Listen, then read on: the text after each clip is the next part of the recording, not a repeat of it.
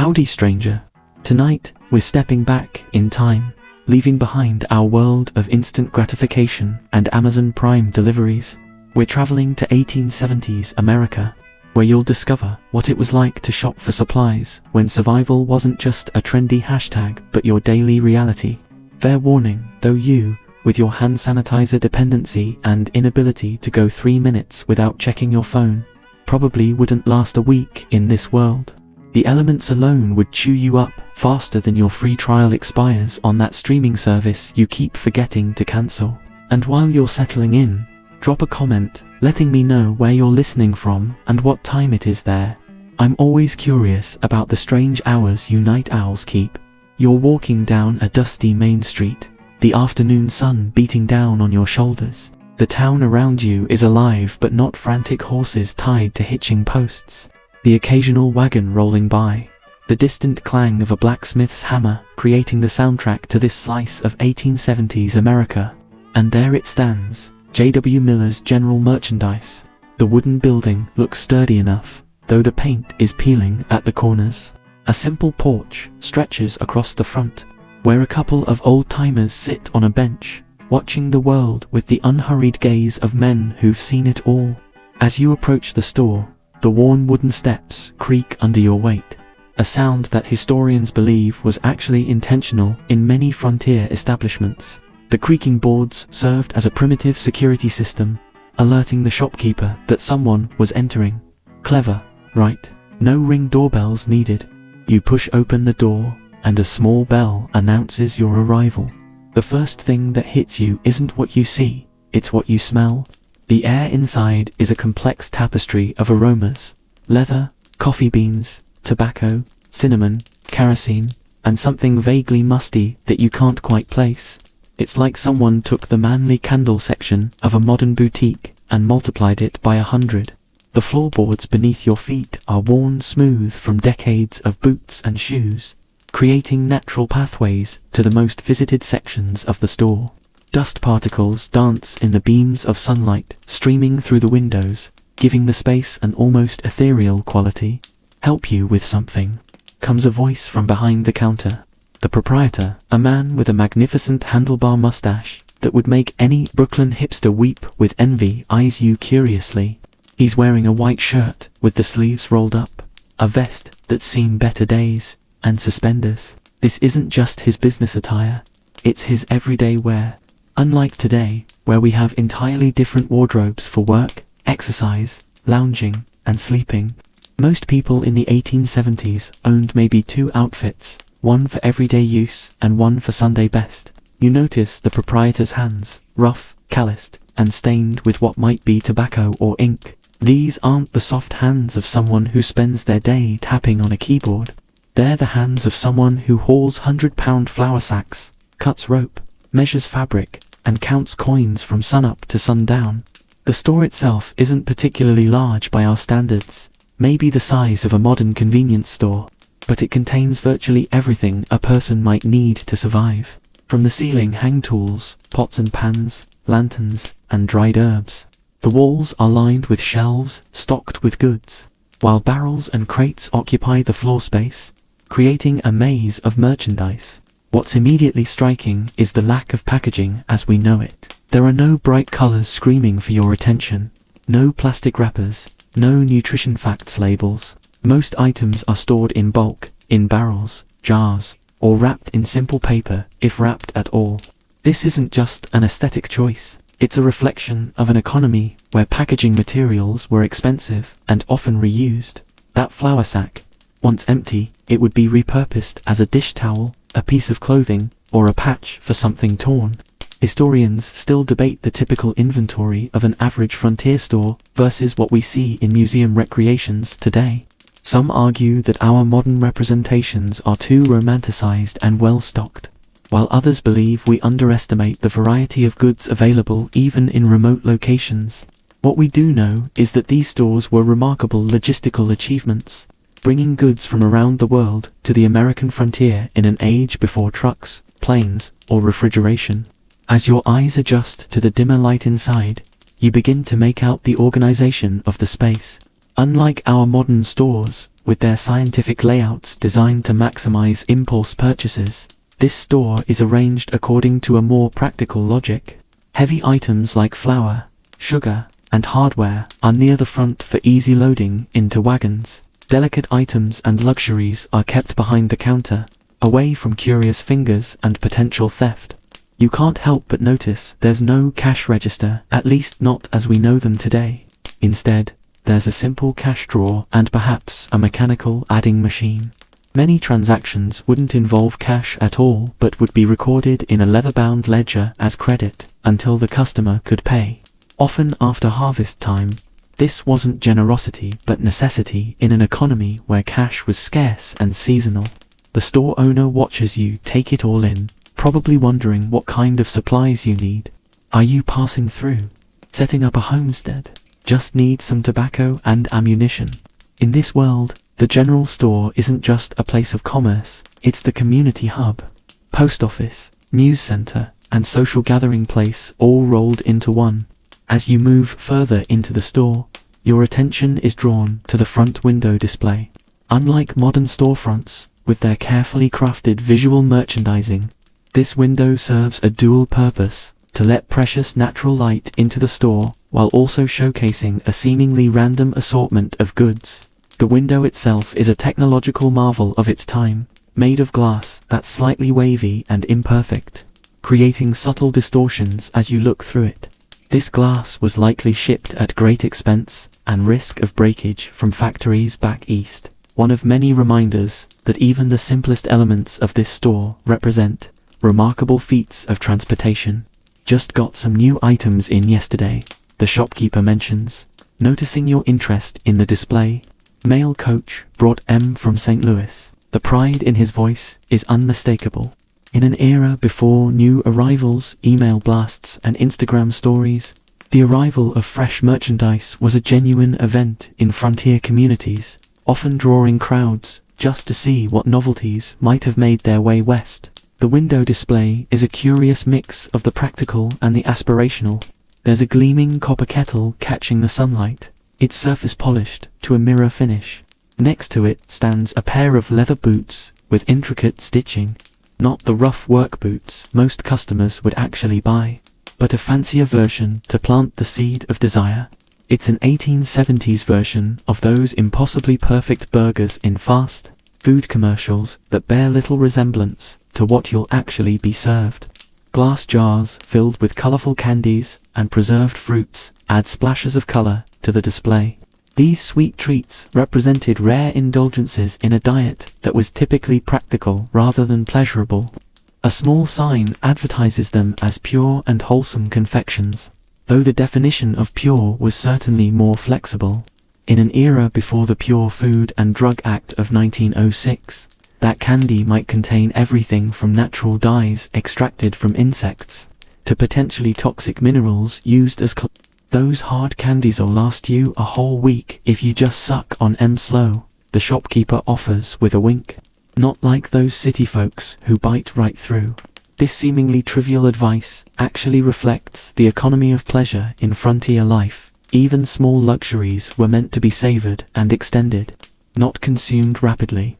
Among the more utilitarian offerings in the window are several wooden tools with handles worn smooth from demonstration. You spot a butter churn, a curious-looking apple peeler with a hand crank, and something that might be for processing wool. These aren't just tools, but time-saving innovations for domestic labor, the frontier equivalent of showcasing the latest Instant Pot or air fryer. What's notably absent from this window display are prices. In an era before standardized pricing, the cost of most items was negotiable, dependent on factors ranging from the customer's credit history to their bartering skills, to whether they were a local or a stranger passing through. Historians still debate how much price flexibility existed in frontier stores, with some arguing that remote locations could charge almost anything for essential goods, while others point to community pressure and competition that kept most storekeepers relatively honest. Your eyes are drawn to a particularly unusual item.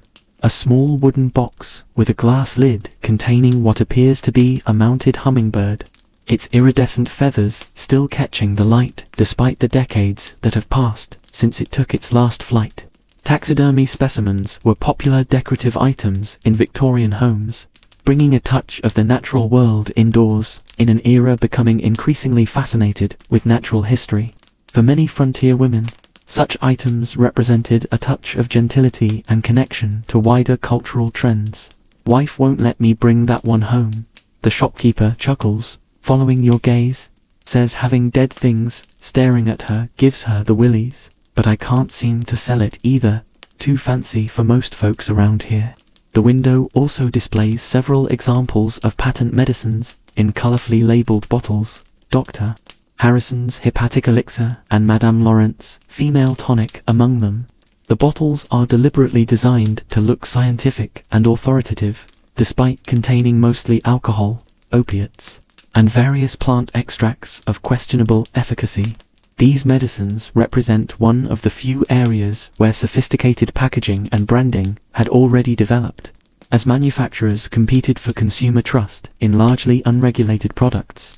Near these medicines sits a stack of small almanacs, free promotional materials that combine useful information about planting, times and weather predictions with advertisements for these same dubious health products. These were the content marketing campaigns of their day, providing value to draw customers toward specific brands. A tobacco cutting apparatus sits prominently displayed as well, next to several jars of different tobacco varieties. In an era when pipe smoking and chewing tobacco were ubiquitous social practices, tobacco was among the most reliable sellers in any general store's inventory. The display shows both imported and domestic varieties, with the imported options positioned as premium products. "That Virginia blend there," the shopkeeper says, pointing to one jar, "comes from fields my cousin's family has been working since before the Revolution." This personal connection to products was common in an era before national brands dominated the marketplace. Provenance and personal relationships often served as the quality assurance that labels and certifications provide today. Tucked in the corner of the window sits something that seems oddly modern. A small display of stationery items, including pencils, a pen set with different nibs, and several small bottles of ink in different colors. Literacy was highly valued on the frontier, with letter writing being the only way to maintain connections with distant family members. That ornate pen set would likely be among the most expensive items in the entire store relative to its size, a luxury investment for someone whose livelihood or emotional well-being depended on written communication. What strikes you most about this window display is how it differs from our modern consumer experience. There are no bright plastics, no disposable items designed for momentary use, no electronics. Everything is built to last for years, if not decades, and to be repaired rather than replaced. The few decorative items are made from natural materials, wood, glass, metal, and leather predominate, with almost nothing synthetic in sight. As you step away from the window, you can't help but notice how the items are arranged with a practical sensibility rather than pure aesthetic appeal. This window isn't just showing goods, it's telling a story about the community's needs, aspirations, and connections to the wider world beyond this dusty frontier town. Moving deeper into the store, you're drawn to the most essential section of any frontier establishment, the dry goods. Dominating the floor space are large wooden barrels filled with the staples of 19th century survival. The first barrel contains flour, not the neatly packaged pre-sifted variety you're accustomed to, but a coarse, unbleached substance that would require careful sifting to remove debris and the occasional insect. You notice there are actually 3 different flour barrels, varying in price and quality. "That one, there's your standard wheat flour," the shopkeeper explains, pointing to the largest barrel. "This smaller one's imported from Minneapolis, finest milling operation in the country, so they say. And that last one's cornmeal. Most folks round here mix the wheat and corn to make it stretch further." This simple explanation reveals volumes about frontier economics. The Minneapolis flour represents one of America's first nationally recognized food brands. The emerging flour mills of the upper Midwest that would eventually become General Mills By the 1870s, the industrial-scale production of flour was beginning to transform American eating habits, though the transition was far from complete. Nearby stands a sugar barrel, but it's not filled with the fine white crystals you might expect. Instead, you see a collection of hardened brown sugar cones wrapped in distinctive blue paper. These solid cones required a special tool, sugar nips, to break off usable pieces, and most households kept their sugar in a dedicated sugar chest with a lock, reflecting its status as one of the more expensive staples. Some folks still make do with honey or sorghum for sweetening, the shopkeeper notes, but sugar's getting cheaper every year. Railroad's been a blessing that way, though don't tell that to the farmers who can't get fair freight rates. This casual comment references one of the major political tensions of the era, the growing power of railroad corporations and the resulting populist backlash among agricultural producers who felt exploited by shipping monopolies. A smaller barrel contains coffee beans, unroasted green beans, rather than the roasted variety we're used to. Next to it sits a hand-cranked coffee grinder mounted on the wall. Customers would typically buy the raw beans and roast them at home in cast-iron pans before grinding, filling their homes with an aroma that signaled comfort and modest luxury.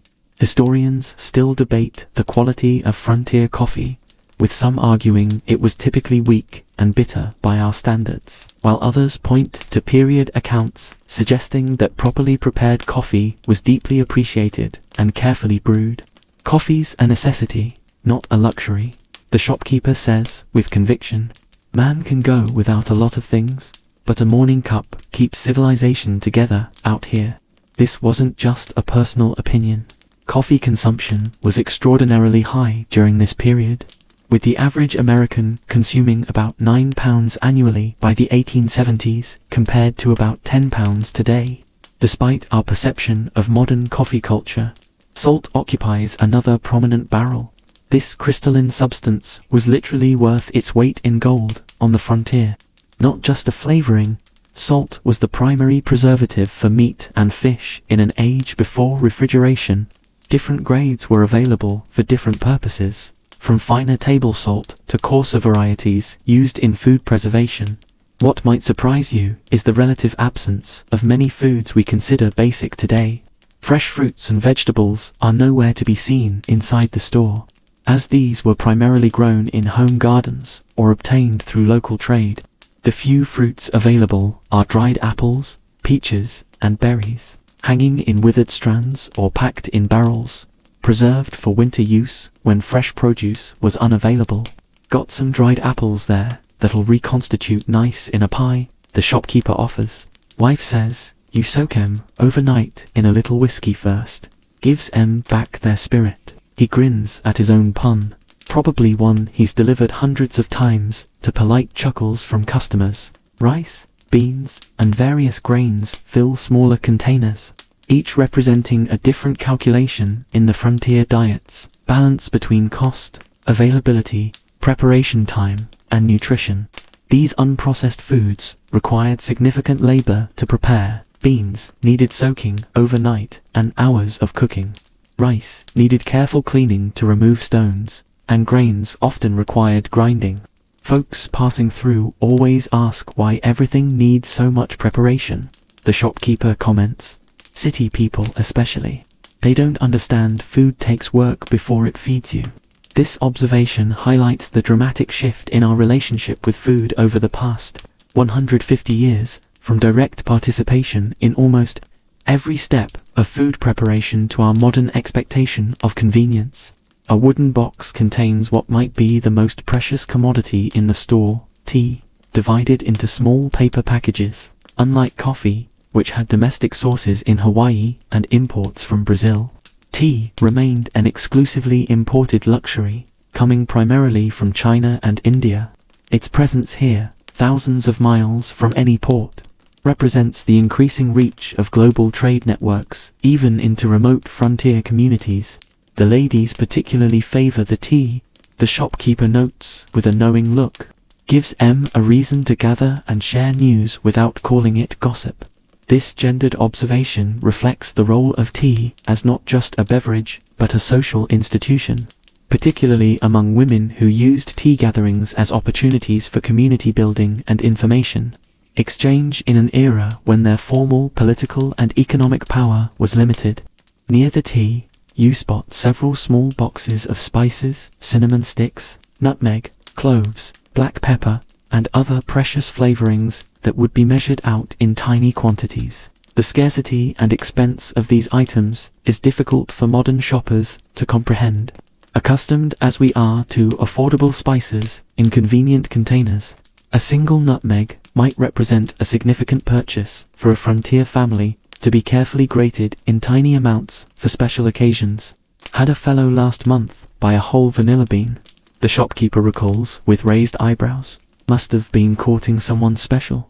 That's a month's wages for most workers around here.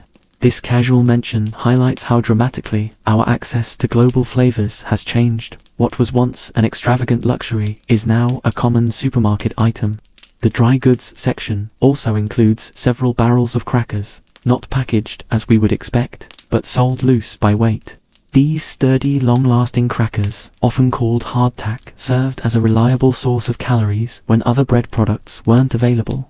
Their remarkable shelf stability made them a staple of frontier pantries, trail supplies, and military rations alike. What's notably missing from this grocery section is anything requiring refrigeration or anything in a modern sealed container. There are no frozen foods, no refrigerated cases, no hermetically sealed packages with extended shelf lives. Every food item here is preserved through drying, smoking, salting, or naturally stable in its raw form. This absence represents perhaps the most fundamental difference between the frontier food supply and our modern experience. The complete dependence on natural preservation methods rather than technology. Your attention shifts to the wall where dozens of tools hang from pegs and hooks, creating a utilitarian tapestry of iron, wood, and steel. This isn't the color-coded, plastic-handled collection you'd find at a modern hardware store. These are serious implements made by hand, designed for a world where daily survival required constant physical labor. Don't make M like that anymore, the shopkeeper says, following your gaze. It's a phrase that's probably been uttered in every generation, but in this case, it's objectively true. Each tool hanging on the wall represents hours of skilled craftsmanship by a blacksmith, not the output of automated manufacturing processes. Your eyes are drawn first to the farming implements, scythes with gracefully curved handles, hand sickles for harvesting grain, hoes with blades showing evidence of multiple These tools quite literally put food on the table in an era when approximately 70% of Americans were directly involved in agricultural production. Today, that figure hovers around 1.3%. A transformation that would be incomprehensible to the people who originally purchased these implements. That scythe there, the shopkeeper points. Fellow who bought one last year said he could clear an acre a day with it if the weather wasn't too hot. This casual observation reveals the brutal calculus of manual labor that defined frontier life. The limiting factor in agricultural production wasn't machinery capacity but human endurance. You notice several axes of different sizes and designs, felling axes with long handles for cutting trees, shorter hand axes for splitting kindling, and specialized broad axes for hewing logs into squared timber. In a world built primarily of wood, these were perhaps the most essential tools of civilization, transforming forests into homes, furniture, fences, and fuel. Historians still debate the level of specialization in frontier tool use. Some argue that most settlers made do with a few multi-purpose tools, while others point to estate inventories showing surprising diversity in tool collections. What's clear is that these tools represented significant investments. A well-made ACS might cost the equivalent of several days' wages, but would serve for decades with proper care. Had a woman in here last week buying that broad axe, the shopkeeper notes with admiration. Husband passed last winter, but she's determined to finish the cabin edition they started. Toughest folks out here aren't always who you'd expect. This anecdote challenges our often male-centered narratives of frontier life, hinting at the reality that survival required all adults, regardless of gender, to master a wide range of physical skills. Hanging nearby are several hand saws, crosscut saws for cutting logs, finer rip saws for precise woodworking, and delicate coping saws for detail work. The variety suggests a community engaged in everything from basic construction to fine carpentry. Unlike our modern disposable saw blades, these tools were designed to be repeatedly sharpened, with some passing through generations of use. That's Sheffield steel in the better saws, the proprietor mentions, referencing the famous English steel-producing region. Worth the extra cost if you use it regular. Holds an edge twice as long as the cheaper ones. Even in remote frontier communities, consumers were aware of global quality differentials and made purchasing decisions balancing immediate cost against long-term value. Below the hanging tools, you spot a collection of planes, chisels, and other woodworking implements arranged in a wooden cabinet with small drawers.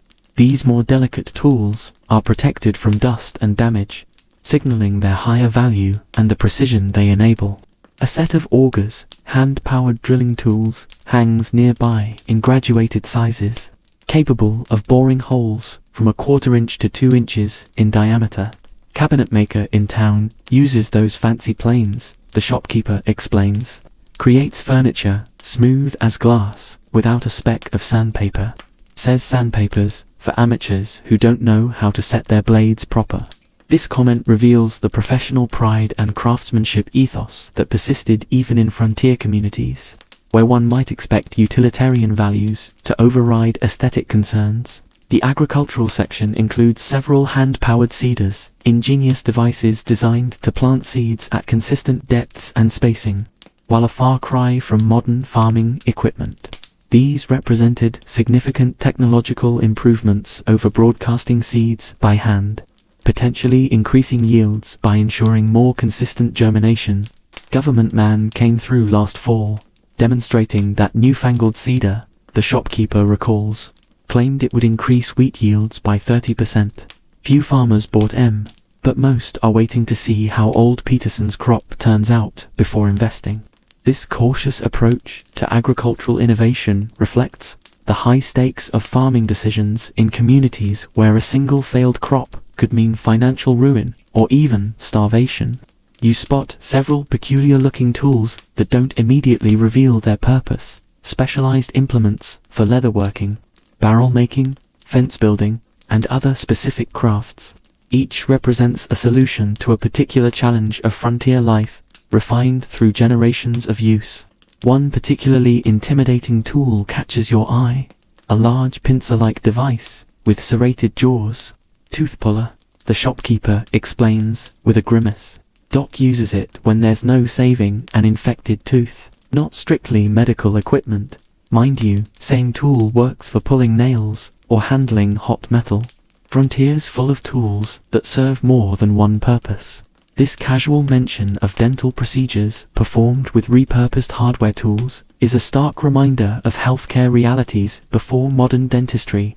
Near the tools hang various measuring and marking implements, folding rulers made of brass-joined wooden sections, marking awls for scribing lines in wood, plumb bobs for establishing vertical lines, and spirit levels for horizontal ones.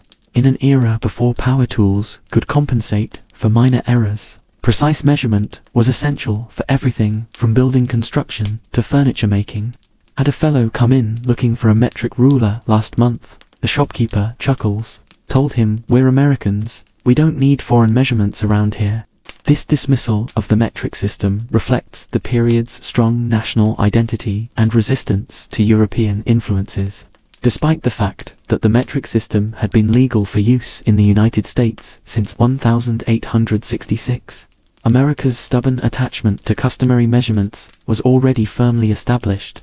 The most expensive tools in the display are kept in a glass-fronted cabinet. Precision instruments, like calipers, good quality saws with fine teeth, and specialized craft tools. These represent significant investments, often costing weeks of a typical laborer's wages. Some folks save for years to buy quality tools, the shopkeeper explains, especially if they're setting up a son in a trade. Good tools can mean the difference between scraping by and proper prosperity. This perspective on tools as literal investments in future livelihoods stands in stark contrast to our modern view of tools as disposable consumer goods. What's notably missing from this impressive collection are power tools of any kind. Every task, from cutting down trees to drilling holes to smoothing wood, relied entirely on human muscle power. The physical demands of using these tools day after day shaped the bodies of their owners, creating calloused hands, powerful forearms, and remarkable endurance that would seem almost superhuman by our modern standards. As you examine a particularly well-crafted hammer, you can't help but notice that even this seemingly simple tool reveals careful design considerations. The handle's subtle curve maximizes leverage. The head's weight is perfectly balanced for its intended use, and the steel shows the distinctive pattern of careful forge welding. This wasn't just a tool, but the product of generations of refinement, an evolution of design driven by the immediate feedback of daily use. Behind the counter, safely out of reach of curious hands, stands a cabinet filled with small bottles, tins, and packages, the store's medicine section. This pharmaceutical collection bears little resemblance to our modern drugstores with their strict regulations and scientific testing. Instead, it represents a wild frontier of medical entrepreneurship where claims went unchallenged and ingredients remained mysterious. Got something for whatever ails you, the shopkeeper says, with a confident nod toward the cabinet. Though Doc Wilson down the street might not approve of all of it, this casual acknowledgement of tension between professional medicine and commercial remedies reflects the transitional period of American healthcare in the 1870s, when formal medical practice was beginning to assert authority over traditional and commercial healing approaches. The most prominent items are the patent medicines, pre-packaged remedies with colorful labels and extravagant claims. Dr. Kilmer's swamp root promises relief from kidney ailments. Lydia E. Pinkham's vegetable compound targets female complaints, with its herbal mixture and undisclosed alcohol content of about 18%, roughly the strength of fortified wine. Hamlin's Wizard Oil boldly claims to cure everything from rheumatism to toothaches with its combination of camphor, ammonia, and chloroform. That Wizard Oil's our bestseller, the shopkeeper confides. Traveling medicine show came through last summer with a fellow who rubbed it on his bald head. Swore his hair started growing back before he left the stage. Can't verify that myself, but it sure sells bottles. This anecdote captures the carnival atmosphere that often surrounded patent medicine sales, blurring the line between healthcare, entertainment, and outright fraud. Historians have extensively documented the contents of these colorful bottles, finding that most contained primarily alcohol, sometimes up to 40%. Often mixed with opiates like morphine or cocaine, alongside various herbal ingredients of questionable efficacy. The popularity of these medicines owed much to their alcohol content during an era when temperance movements were gaining ground and medicinal consumption provided a socially acceptable form of drinking, especially for women. Next to the patent medicines stands a row of more basic remedies: castor oil for digestive complaints, ipecac syrup for inducing vomiting in cases of poisoning, camphor spirits for topical pain relief, and laudanum, a tincture of opium that was prescribed for everything from coughs to anxiety to menstrual cramps.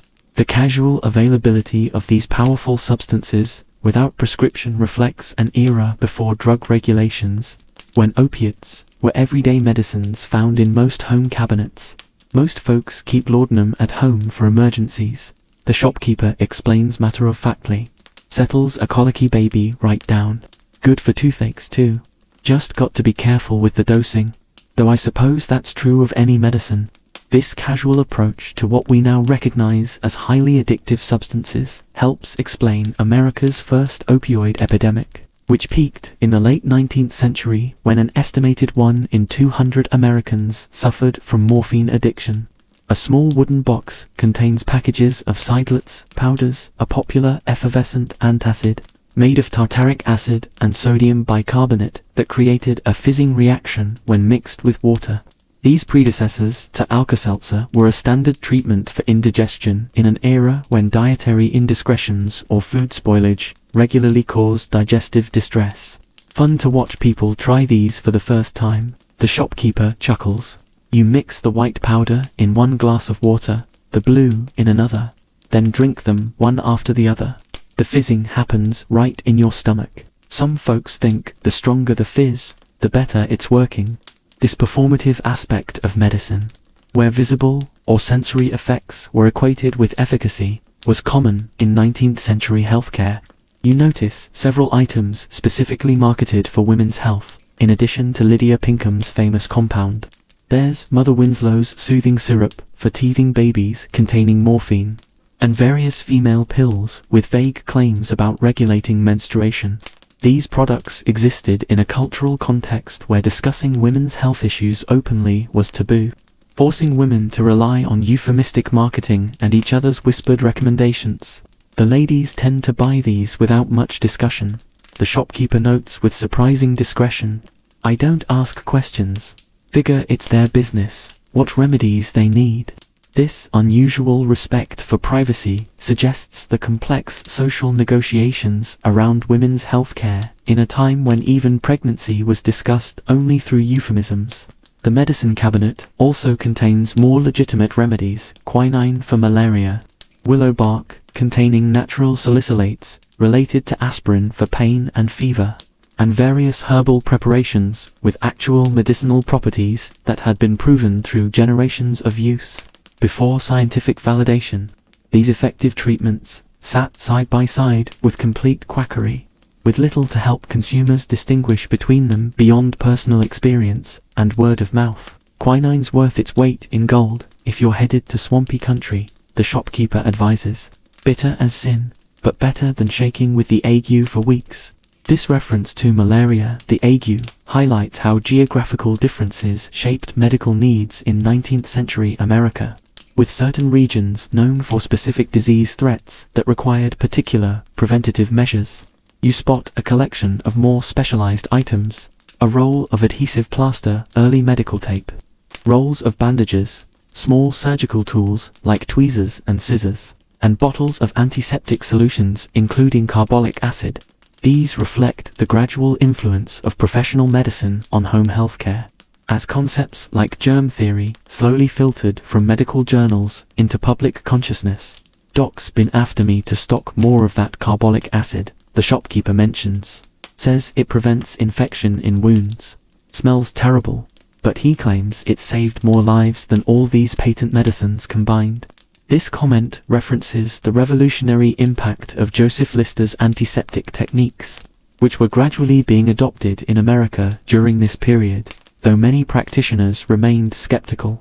What's notably absent from this medicine cabinet are antibiotics, vaccines, with the exception of smallpox vaccination, which was available but not commonly stocked in general stores, pain relievers, more effective than opiates, and most of the diagnostic tools we take for granted today. A person in the 1870s with a bacterial infection faced odds of recovery that depended primarily on their own immune system, with medical intervention often doing as much harm as good. Strange thing about medicine, the shopkeeper muses, seeing your thoughtful examination of the cabinet. Everyone wants something to fix what ails them, but nobody really knows if what helps one person will help another. My grandmother swore that tying a copper penny around your ankle prevented rheumatism. Can't say if it works, but she lived to 82 without a day of joint pain. This philosophical observation captures the uncertain nature of healthcare in an era before standardized clinical trials and scientific medicine.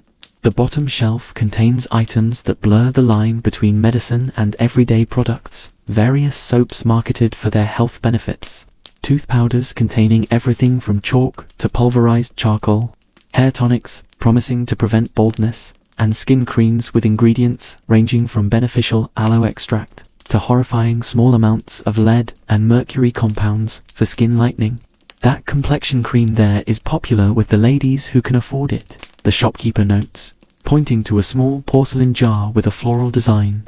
Contains cucumber extract and zinc oxide, good for freckles, they say.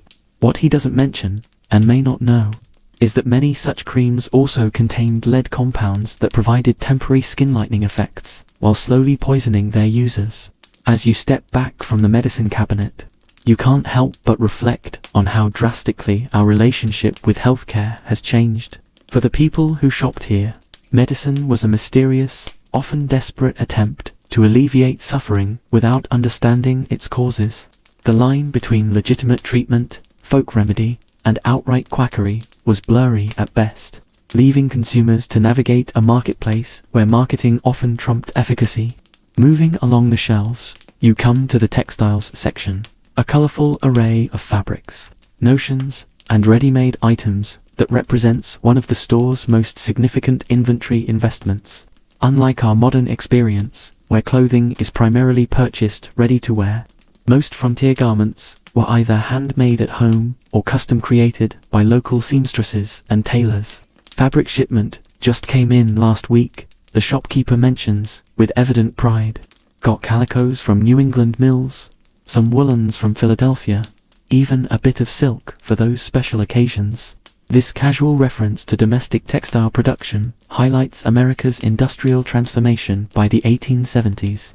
The United States had developed a substantial textile industry centered in New England, reducing, though not eliminating, dependence on imported fabrics. The fabric bolts are arranged by material and price point, creating a spectrum from utilitarian to luxurious. Closest at hand are the practical cottons, sturdy canvas duck for work clothes, unbleached muslin for undergarments and linings, and the ubiquitous calico prints that were the everyday dress fabric for most frontier women.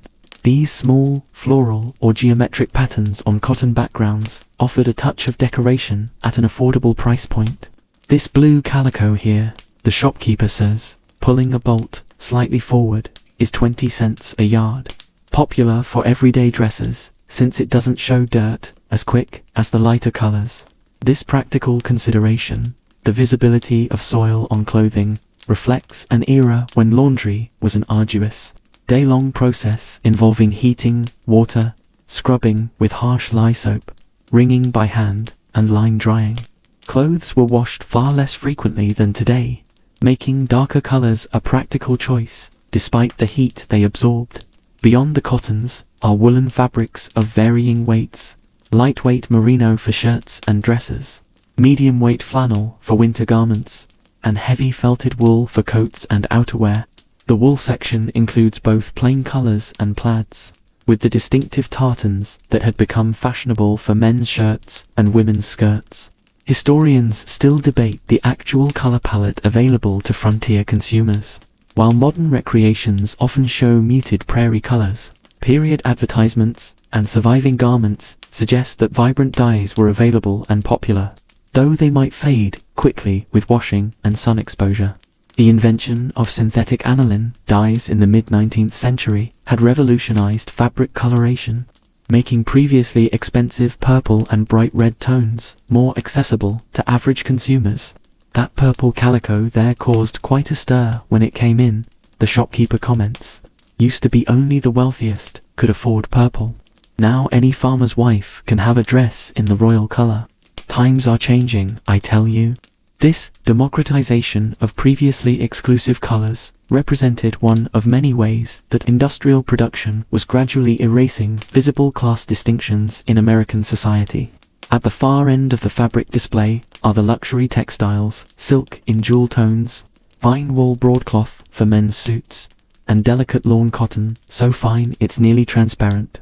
These expensive fabrics might cost 10 times the price of basic calico, placing them beyond the reach of most customers except for special occasions like weddings or perhaps a single Sunday best outfit. Sold 3 yards of that green silk last month to the banker's wife, the shopkeeper confides. She's having a bodice made for her daughter's wedding. Caused quite a bit of talk about putting on airs. This anecdote captures the social tensions around conspicuous consumption in small communities, where displays of wealth could be interpreted as either admirable achievement or inappropriate ostentation. Below the fabric bolts are drawers and compartments containing the notions necessary to transform fabric into garments. Buttons made of bone, wood, shell, and metal. hooks and eyes for closures, straight pins with glass heads, needles in paper packets, and thimbles in various sizes. These small items were essential components of home sewing, and their variety suggests the level of detail involved in creating even simple garments. Most folks think the fabric's the big expense in a new dress, the shopkeeper observes, but by the time you add up the buttons, thread, stays, and trim, those little things can cost near as much as the cloth itself. This economic reality made haberdashery, the small items of sewing, a significant part of the store's business and required careful inventory management of hundreds of small, easily pilfered items. Thread is displayed in a specialized cabinet with small drawers, each containing wooden spools in different colors and weights.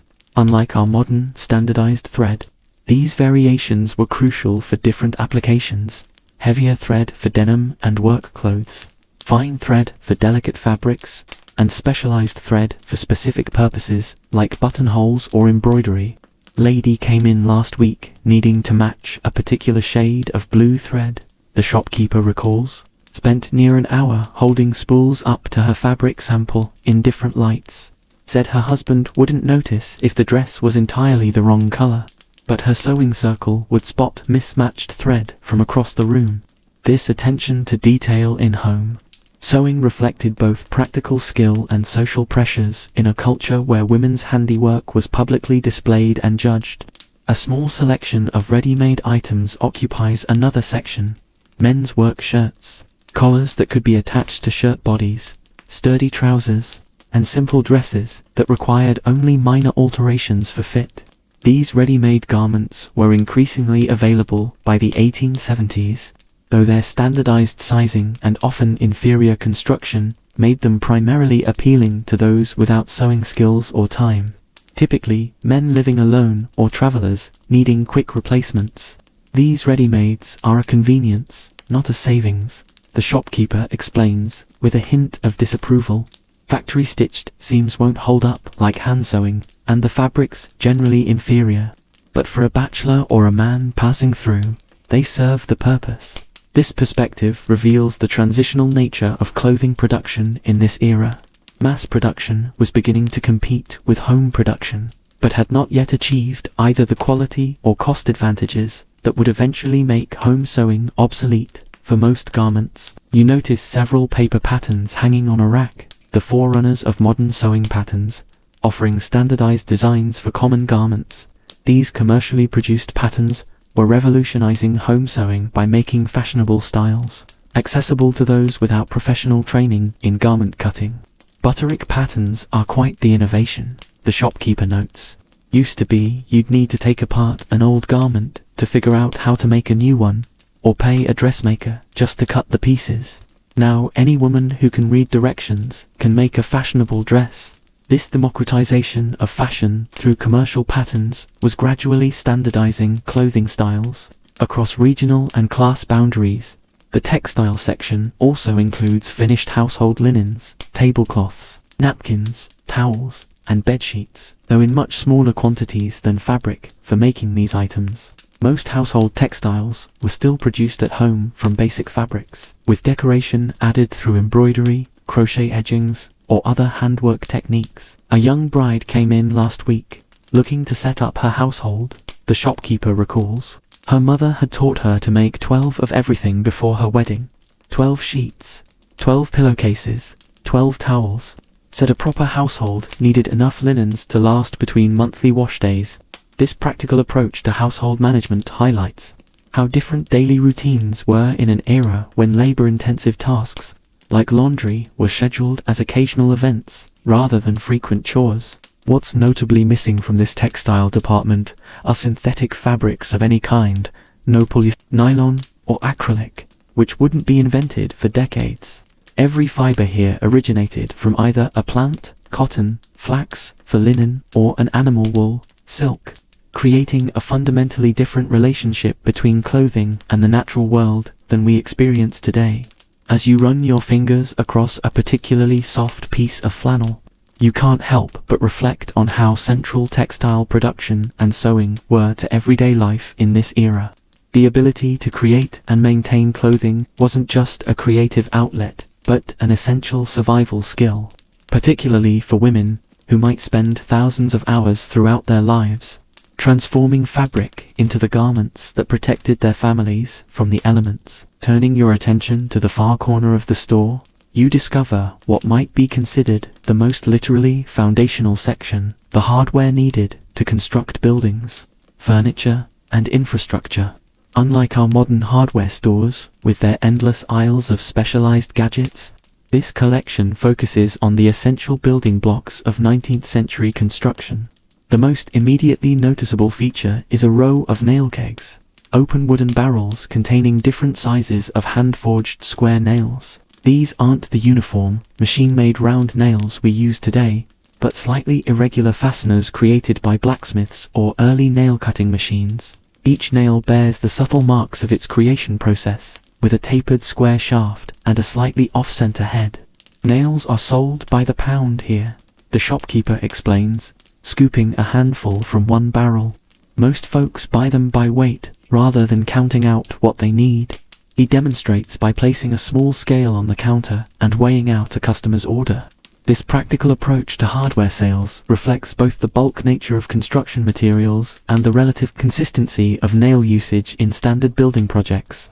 Historical records show that nails were among the most valuable and carefully managed building materials on the frontier. When structures were demolished or abandoned, settlers would often burn the wood to retrieve the nails for reuse, a practice that made economic sense when each nail represented significant value and labor. Archaeologists studying frontier settlements frequently find evidence of this nail salvage in the form of burn layers containing concentrated nail deposits. Next to the nail kegs stands a collection of hinges and door hardware in various sizes and designs, from simple strap hinges for barn doors to more decorative but hinges for home entryways. These crucial components represent another significant investment in building projects. Each piece is substantially heavier than its modern equivalent, made of thicker metal to compensate for hand-forging inconsistencies and to ensure durability. That fancy Norfolk latch their costs near as much as the door it goes on, the shopkeeper notes, pointing to a decorative door handle assembly. But folks who can afford it say it's worth it. Keeps the door properly aligned year after year, even as the wood shifts with the seasons. This practical consideration reflects the challenges of maintaining buildings in an era before precision manufacturing, when environmental factors could quickly degrade poorly constructed elements. Hanging on the wall are several hand saws, specifically designed for construction, larger and more robust than the cabinet-making saws you saw earlier. These include crosscut saws for two-person operation, designed to cut across the grain of large timbers, and rip saws for cutting with the grain to dimension lumber from raw logs. Two men with a good crosscut saw can drop and section a decent-sized tree in under an hour, the shopkeeper comments.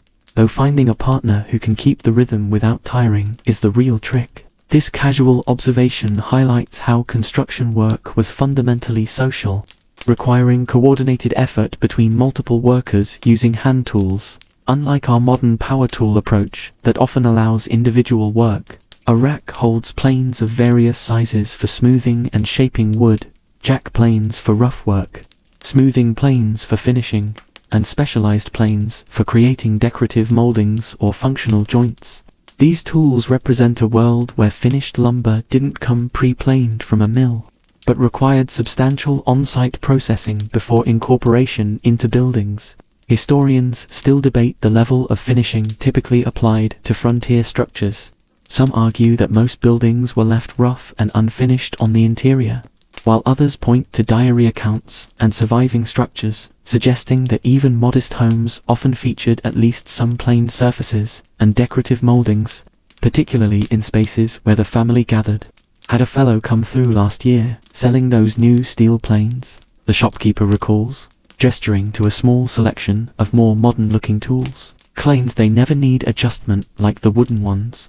They're 3 times the price, but some of the professional builders say they're worth every penny. This anecdote captures the gradual transition from traditional wooden-bodied planes to the all-metal designs that would eventually dominate the market. offering greater precision and durability at higher initial cost. Below the planes is a selection of chisels, augers, and drills for creating holes and joinery in wood. These tools were essential for everything from simple dowel joints to complex mortar-sand tenon connections that held furniture and buildings together. Their variety suggests a community engaged in construction projects ranging from utilitarian barns to finely crafted homes. Most men around here can handle basic joinery, the shopkeeper observes. But for fancy work like dovetails or hidden joints, they call on Wilson over on Pine Street, trained as a cabinet maker back east before coming west. This specialization of labor reflects the development of frontier communities, where initial settlement might require everyone to be a generalist. But established towns quickly developed specialized tradespeople for more demanding work. The hardware section includes several boxes of screws, expensive alternatives to nails that were typically reserved for projects where the additional holding power or the ability to disassemble was worth the premium price. Unlike the bulk nails, these are sorted carefully by size and type, sold in small quantities for specific applications. Screws cost 8 times what nails do, the shopkeeper explains. But for hanging a heavy door that needs to swing true for years, there's no substitute. This practical approach to hardware selection, using expensive components only where their properties justified the cost, reflects the economic realities of frontier construction, where materials represented a substantial portion of overall building costs. You notice a section dedicated to roofing materials, heavy scissors for cutting tin, specialized hammers for working with sheet metal, and various fasteners designed for attaching roofing materials. The variety suggests that local buildings featured several different roofing solutions, from wooden shingles to metal sheets, each requiring specific installation techniques and tools. Tin roofing's getting more popular since the Johnson's place burned last summer, the shopkeeper notes soberly. Wooden shingles are cheaper to install, but one chimney spark on a dry day, and you could lose everything. This observation highlights how community disasters often drove changes in building practices, with fire being a particular concern in towns built primarily of wood with primitive firefighting capabilities. The hardware section also includes boxes of window glass in various small sizes. Unlike modern windows with large single panes, frontier windows typically featured multiple small panes held together with wooden muntins, a design that accommodated the limitations of early glass production and allowed for repair of individual sections rather than entire windows. Glass comes in monthly on the freight wagon, the shopkeeper explains. Always a nervous delivery. About 1 pane in 10 arrives broken, despite all the straw packing. This logistics challenge helps explain why early frontier buildings often had few and small windows, with glass representing both a significant expense and a fragile component that was difficult to replace. What's notably missing from this hardware section are many of the specialized fasteners, connectors, and prefabricated elements we take for granted today. There are no joist hangers, hurricane clips, or other engineered structural connectors. Buildings were held together through direct wood-to-wood joinery. Strategic use of basic fasteners and carpentry techniques refined over centuries. A small selection of locks and latches occupies a secure cabinet behind the counter. These relatively expensive items, representing both security concerns and the gradual transition from wooden latches to metal security devices. The variety ranges from simple slide bolts to more complex keyed mechanisms for those who could afford them. Most folks around here still don't lock their doors during the day, the shopkeeper observes. But as the town grows, that's changing. The Stagecoach office got a brand new Yale lock last month. Most sophisticated piece of hardware in the county, they say. This evolution in security practices reflects the social changes accompanying frontier development. As communities grew from small settlements where everyone knew everyone to more anonymous towns, where property security became a greater concern. As you examine a particularly substantial door hinge, you can't help but reflect on how the hardware itself tells a story of frontier life, each piece designed not just for function but for longevity in a world where replacements weren't easily obtained, and each building represented a significant portion of a family's wealth and security.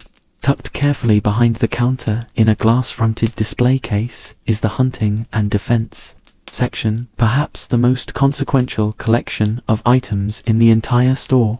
In a frontier environment where both food acquisition and personal safety often depended on firearms, these tools represented essential technology rather than recreational equipment.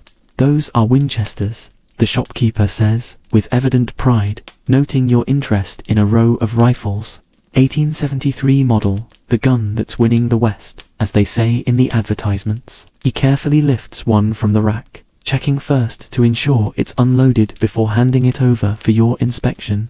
The rifle is surprisingly heavy, its wooden stock smooth from oil and handling, the lever action moving with precise mechanical clicks. This particular firearm, the Winchester Model 1873, represents a revolutionary advancement in weapon technology. Unlike earlier single-shot rifles, this repeating rifle could fire multiple rounds without reloading, giving its user a significant advantage in both hunting and conflict situations. Historians often cite the development of these repeating firearms as one of the technological factors that accelerated Western expansion, tilting the balance of power in confrontations with Native American tribes, who generally had access only to older, less efficient weapons. "Sold 3 of these last month alone," the shopkeeper continues. "Not cheap at $20 each, but folks consider them an investment." This price point, equivalent to several weeks' wages for an average worker, highlights the significant economic commitment firearms represented, often requiring savings or credit arrangements to purchase. Beside the rifles stands a smaller selection of handguns, primarily Colt revolvers in various models and a few competing brands. Unlike the Hollywood image of the Wild West, where everyone wears a six-shooter, handguns were relatively uncommon among average citizens, their expense and limited practical use making them more typical for law enforcement, professional gamblers, and those whose occupations involved carrying large sums of money. Most regular folks prefer a shotgun to a pistol for home defense, the shopkeeper explains. More stopping power, and you don't need to be Annie Oakley to hit what you're aiming at when someone's breaking in at night. This practical approach to home defense reflects the realities of civilian firearms use, where the spreading pattern of shotgun pellets compensated for the aiming difficulties inherent in high-stress situations. Below the firearms is a display of ammunition, boxes of cartridges in various calibers, shotgun shells, and components for those who loaded their own ammunition. Unlike modern standardized ammunition, this era featured a bewildering variety of cartridge types, with limited interchangeability between different firearms. This complexity required the store to stock dozens of ammunition varieties to serve the community's needs. Always check your caliber twice before buying, the shopkeeper advises. Nothing more frustrating than being miles from town and realizing you've got the wrong cartridges. This practical advice highlights the potential consequences of ammunition errors in an environment where the next store might be days away by horseback. Historians still debate the actual frequency of firearms use on the frontier. Some emphasize the mythological exaggeration of Wild West violence in later literature and film, pointing out that many frontier towns had strict gun control ordinances within city limits. Others note that regardless of regulation, firearms were fundamental tools for many frontier residents, used primarily for hunting and predator control rather than interpersonal conflicts. "Most of the ammunition I sell goes to putting meat on tables, not settling disputes," the shopkeeper observes, as if reading your thoughts. "A good hunter with a reliable rifle can feed his family through winter.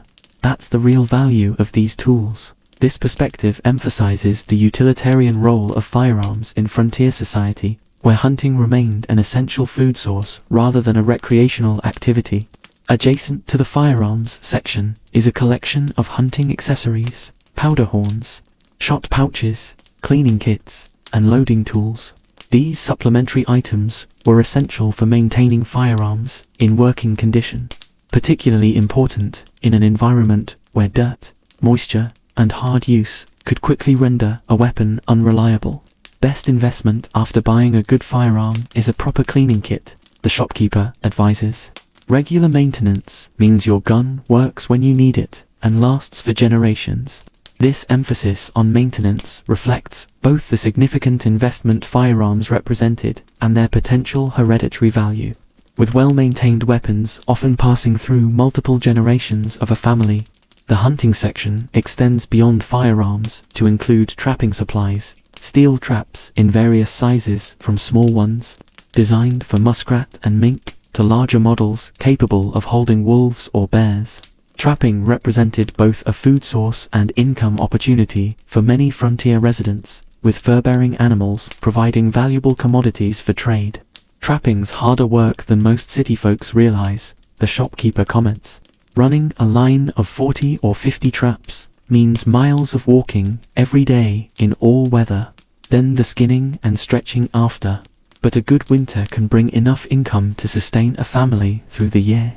This economic reality helped explain why many frontier communities experienced seasonal population fluctuations, with men often leaving for extended trapping expeditions during winter months when pelts were at their prime and agricultural work was minimal. A small collection of fishing equipment occupies another shelf: handmade fishing poles, lines of various weights, metal hooks in small envelopes, and lures crafted from feathers, metal, and painted wood. Unlike modern sport fishing, these tools represented practical food acquisition methods for communities located near rivers and lakes. Fishing tackle's one of the few things where homemade often works better than store-bought. The shopkeeper admits with unusual candor. Local fellows know what laws work on local fish better than some factory back east. I stock these mostly for travelers passing through who don't have time to make their own. This acknowledgement of the limitations of commercial products compared to local knowledge reflects the hybrid nature of frontier economies, where manufactured goods and local production existed in complex relationship rather than simple competition. The defense aspect of this section extends beyond firearms to include other protective items: heavy steel padlocks for doors and storage, metal boxes for securing valuables, and even a few examples of early safes designed to resist both theft and fire. These security measures reflect the gradual transition from frontier communities where social pressure and personal relationships provided primary security to more anonymous settlements where mechanical protection became increasingly necessary. Bank got a new Diebold safe last year, the shopkeeper mentions. Weighs near a ton and took 8 men to move it from the wagon into the building.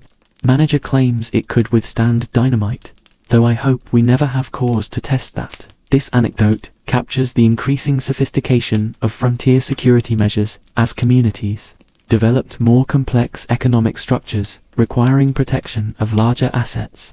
What's notably absent from this hunting and defense section are many items modern consumers might expect. There are no specialized hunting clothes in camouflage patterns, no trail cameras or electronic calls, no synthetic lures or high-tech archery equipment.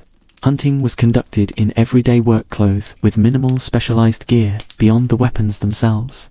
Also missing is any formal licensing or regulatory paperwork for firearms purchases. In this era before background checks or permit requirements, firearms sales were conducted like any other retail transaction, with the only documentation being the store's sales ledger recording the purchase for financial rather than regulatory purposes. Fellow from Boston came through last month, shocked that anyone could just walk in and buy a rifle. The shopkeeper recalls with amusement.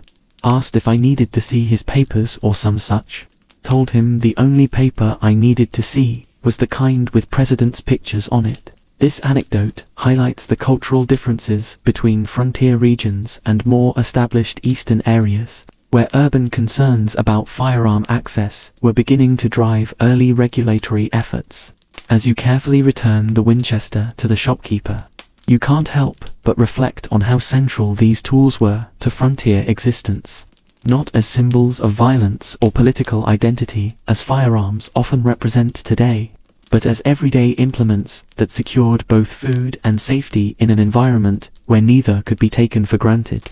Nestled in a quiet corner of the store, far from the utilitarian tools and survival necessities, is a small but significant section dedicated to leisure and entertainment.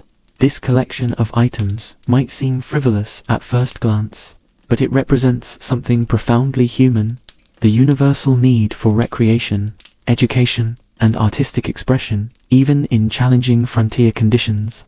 Folks need something to do when the work's done, the shopkeeper observes, following your gaze, particularly during winter months, when the days are short and the nights are long. This simple observation captures a fundamental reality of frontier life: the seasonal rhythms that created periods of intense labor followed by relative inactivity, especially in agricultural communities where winter limited outdoor work. The most prominent items in this section are books, not a large selection by modern standards, but a carefully curated collection of volumes representing different categories. There are practical manuals covering topics from animal husbandry to home medicine, religious texts including several Bible editions and prayer books, educational materials like McGuffey readers and basic arithmetic texts, and a modest selection of literature ranging from Shakespeare to more contemporary authors. Sold 3 copies of Mark Twain's new book last month, the shopkeeper mentions with evident satisfaction. People around here appreciate good humor, especially when it pokes fun at human foolishness. This reference to Twain, whose work was achieving widespread popularity in the 1870s, demonstrates how frontier communities remained connected to national cultural trends despite their physical isolation. The shared literary landscape helped create a common American identity across diverse and distant settlements. Historians still debate the actual literacy rates on the American frontier during this period.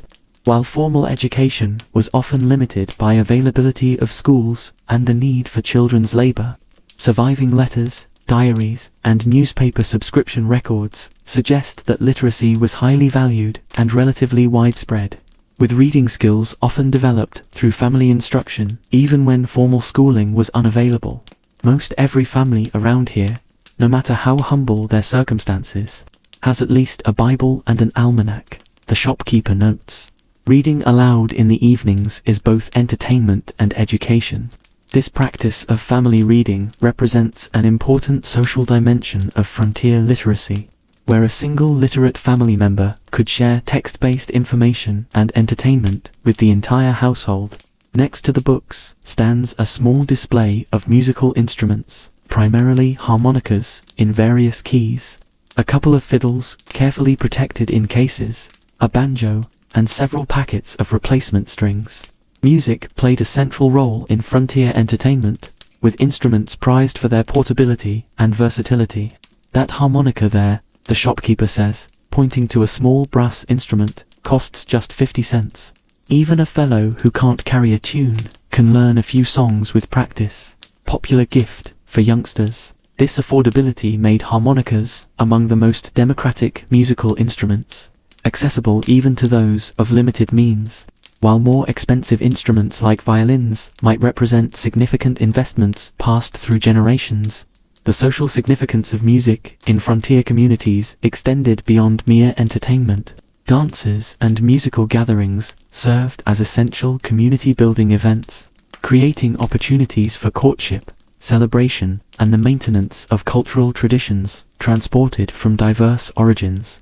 A skilled musician held special status in these communities, their abilities bringing people together across differences of background, wealth, and status. Had a traveling piano salesman come through last spring, the shopkeeper recalls, set up a demonstration model in the church. Half the town came just to hear it played. Many had never heard a piano in person before. Sold 3 of them, despite the $400 price tag. Caused quite a stir when they arrived by wagon a month later. This anecdote highlights both the cultural hunger for music and the logistical challenges of transporting large instruments to frontier locations, making smaller, portable options more practical for most households. A small selection of games occupies another shelf: checkers sets with wooden pieces, packs of playing cards, dominoes, and a few chess sets of varying quality. These tabletop diversions provided both entertainment and mental stimulation during long winter evenings, creating social connections through friendly competition. Cards are steady sellers year-round, the shopkeeper observes. Some church folks won't have them in the house, associate them with gambling, but most families enjoy a friendly game of whist or euchre of an evening. This comment hints at the moral tensions surrounding certain leisure activities, with religious perspectives sometimes limiting recreational options in more conservative households. The playing cards themselves would look somewhat familiar to modern eyes, though with less standardized designs than we're accustomed to today. The backs might feature elaborate decorative patterns or advertising for patent medicines, while the face cards often displayed historical or mythological figures, rendered in the distinctive artistic style of the period. Nearby sits a modest selection of children's toys, wooden tops, small dolls with porcelain heads and cloth bodies, colorful marbles in cloth bags, and simple pull toys with wooden wheels. These commercially produced toys would supplement the many homemade playthings that dominated children's play, representing special treats rather than everyday possessions. Most youngsters around here have toys their fathers whittle, or their mothers sew, the shopkeeper explains. Store-bought ones are usually for Christmas or special birthdays. This economic reality meant that manufactured toys were relatively rare on the frontier, with children's play revolving more around improvised objects, natural materials, and imagination. One particularly interesting item catches your eye: a stereoscope, an early three-dimensional viewing device, along with several cards containing dual photographic images that, when viewed through the device, created the illusion of depth. This technology, cutting edge for its time, brought distant locations and famous sites into frontier homes decades before television or cinema. That stereoscope's been quite popular, the shopkeeper notes. Folks can't afford to travel to New York or Paris or the Grand Canyon, but they can see what those places look like for the price of a few view cards. It's like taking a trip without leaving your parlor. This democratization of visual experience represented an early form of the virtual tourism that would eventually evolve through various media technologies. The entertainment section also includes art supplies, small sets of watercolor paints, drawing pencils, and sketch pads. These materials served both practical and recreational purposes, allowing for everything from documenting plant specimens to creating family portraits to pure artistic expression. The schoolteacher buys most of these for her students, the shopkeeper explains, though we have a few ladies in town who paint quite beautifully, landscapes mostly. One of them sells her work to travelers passing through. This mention of amateur artists reflects the widespread practice of creative expression through visual arts, particularly among women whose other creative outlets might be limited by social conventions. A small selection of newspapers and magazines occupies a rack near the counter, not just local publications, but periodicals from Chicago, New York, and other major cities. Despite delays in delivery that might mean news was weeks or even months old, these publications provided crucial connections to national events, trends, and ideas. Harper's Weekly sells out every time we get it in, the shopkeeper mentions. Folks particularly like the illustrations, gives them a picture of what's happening back east and overseas. This visual journalism provided a powerful link between isolated communities and the wider world, helping to create shared reference points across the expanding nation.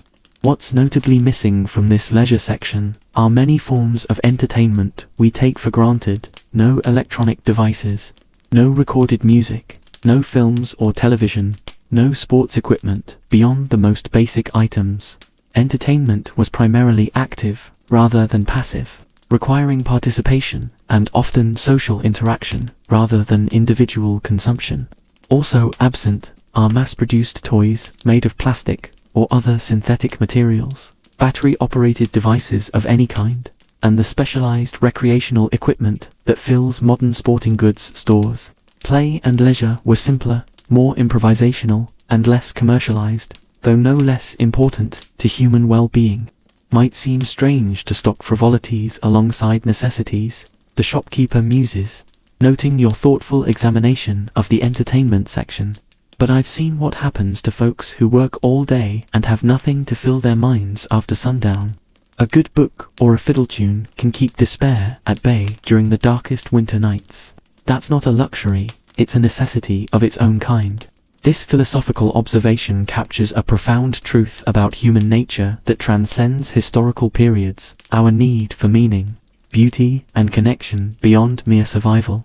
Adjacent to the medicine cabinet, but clearly distinguished from the patent remedies and dubious tonics, stands the apothecary section, a fascinating realm where cooking ingredients and medicinal substances overlap in ways that might seem strange to modern shoppers. This area represents a time when the kitchen and the medicine chest weren't so clearly separated, and many households treated ailments with the same ingredients they used to prepare meals. This here's what my grandmother would call the simples section, the shopkeeper explains, using an old term for medicinal herbs, basic ingredients that serve double duty for cooking and healing.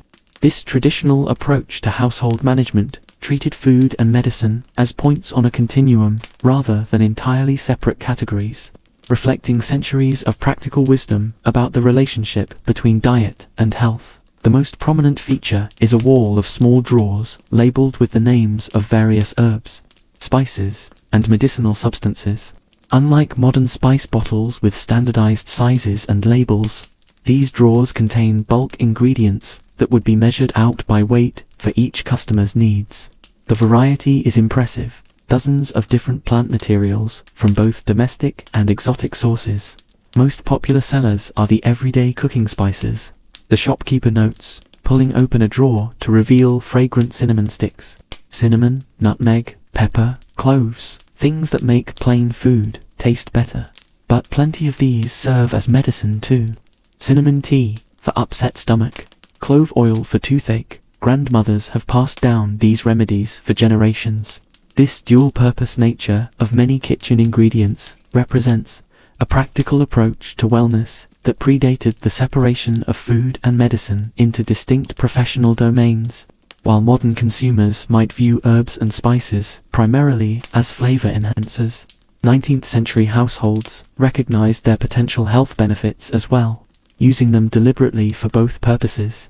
Historians still debate the efficacy of these traditional herbal remedies. Some were based on genuine medicinal properties later confirmed by science. Willow bark contains salicylates related to aspirin, for instance, while others likely worked primarily through placebo effects or simply by ensuring adequate hydration through the preparation of teas and infusions.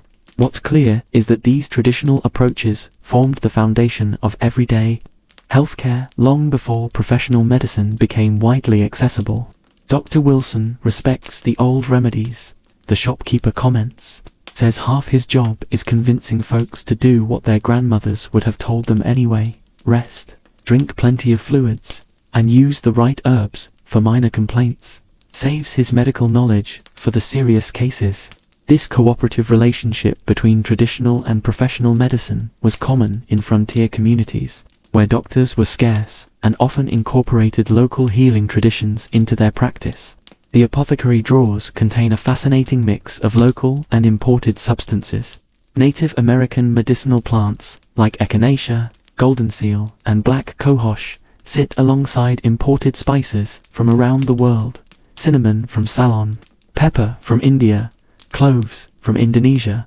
This global pharmacopoeia demonstrates the remarkably international nature of the American frontier, which, despite its isolation, was connected to worldwide trade networks bringing goods from distant continents. This here's real vanilla from Mexico, the shopkeeper says, opening a drawer containing long, dark bean pods. Most folks just use it for baking special occasion cakes, but it also makes a calming tea for nervous conditions. Expensive either way, these beans travel a long journey to reach us. This casual observation highlights both the global nature of frontier commerce and the economic considerations that limited the use of exotic ingredients to special occasions. Below the herb drawers stands a collection of basic chemical substances used for both household and medicinal purposes: alum for pickling and as an astringent for cuts, borax for cleaning and treating skin conditions, cream of tartar for baking and as a mild laxative. These multi-purpose chemicals blurred the line between household supplies, food ingredients, and medicines. Most every household keeps a supply of these basics, the shopkeeper explains. You never know when you'll need them. and they don't spoil if stored properly. This practical approach to household management recognized the importance of maintaining supplies that might be difficult to obtain quickly when needed, especially in remote locations where the next opportunity to visit a store might be weeks away.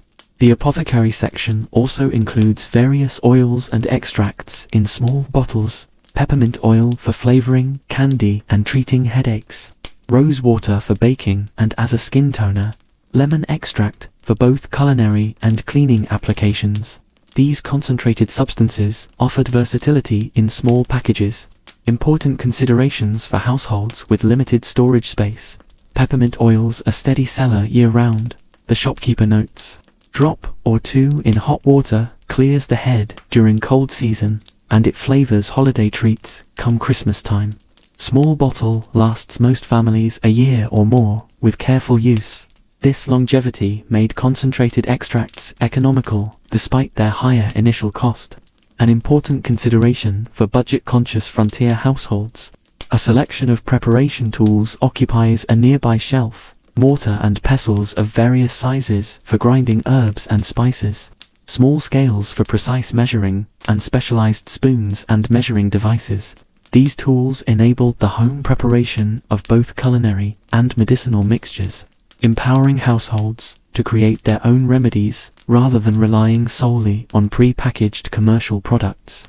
Good mortar and pestle is an investment, the shopkeeper advises. Marble ones like this don't impart any flavor to what you're grinding. Wooden ones are cheaper but can hold flavors from previous uses. This level of detail in seemingly simple kitchen implements reflects the importance of proper tools for home production in an era when most processing happened within the household rather than in distant factories. The section includes several types of specialized waxes and sealants: beeswax for making salves and sealing preserved foods, paraffin for similar purposes, and various gums and resins used in adhesives and waterproofing applications. These materials served crucial functions in household management, enabling the preservation of food and the maintenance of leather goods, fabric, and wooden implements. Local beekeeper brings this wax in trade, the shopkeeper mentions, indicating a block of golden beeswax. Makes the best furniture polish you'll ever use, and mixed with a little oil, it soothes chapped hands in winter. Can't improve much on what the bees make. This appreciation for natural materials reflects the direct relationship most frontier residents had with the sources of their household supplies, often personally acquainted with the producers of materials we now purchase through anonymous commercial channels. What's notably absent from this apothecary section are the highly processed, single-purpose products that dominate modern households. There are no specialized cleaners for different surfaces, no distinct products for medicinal versus culinary uses of the same base ingredients, no artificial colors or flavors. Each substance typically served multiple functions, reflecting an economy of both space and resources. Also missing are the strict divisions between food and medicine that characterize our modern regulatory approach. Many substances moved fluidly between these categories based on preparation method, dosage, and intended use, rather than inherent properties. This integrated approach to household management required significant knowledge and judgment on the part of home practitioners, typically women, who needed to understand appropriate applications and potential interactions. My mother could walk through a summer meadow and point out 20 plants with uses in the kitchen or sickroom, the shopkeeper reminisces. That knowledge is fading as more folks rely on store-bought medicines and flavors. Shame to lose that connection to the natural world around us. This observation captures a transitional moment in American domestic life, as traditional knowledge systems based on direct interaction with natural materials gradually gave way to commercial products and professional specialization. As you examine a jar of honey labeled as specific for coughs and throat complaints, you can't help but reflect on how this apothecary section represents a fundamentally different relationship with household substances than most modern consumers experience, one where the lines between food, medicine, and household materials were fluid, and where knowledge of multiple applications was an essential aspect of domestic expertise. The far wall of the storehouses, what might be the most crucial technological section for daily frontier life, the lighting and heating, supplies that pushed back the darkness and cold in an era before electricity and central heating. This collection of seemingly simple devices represents technologies that had evolved over centuries, reaching a remarkable level of refinement just before they would be rendered obsolete by electrical innovations.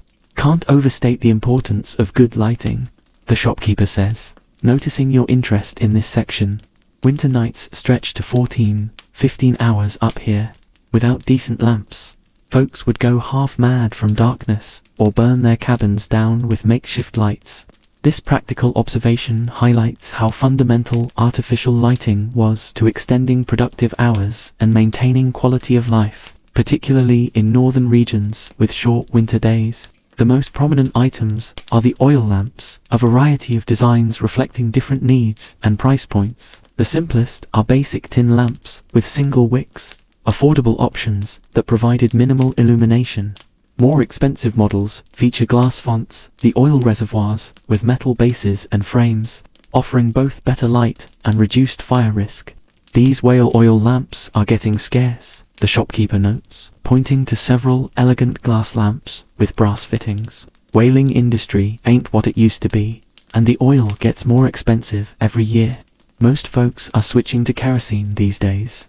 This casual comment references a major technological transition underway in the 1870s, the shift from biological illuminants like whale oil and tallow to petroleum-based kerosene, which was becoming more affordable and widely available thanks to the growing oil industry.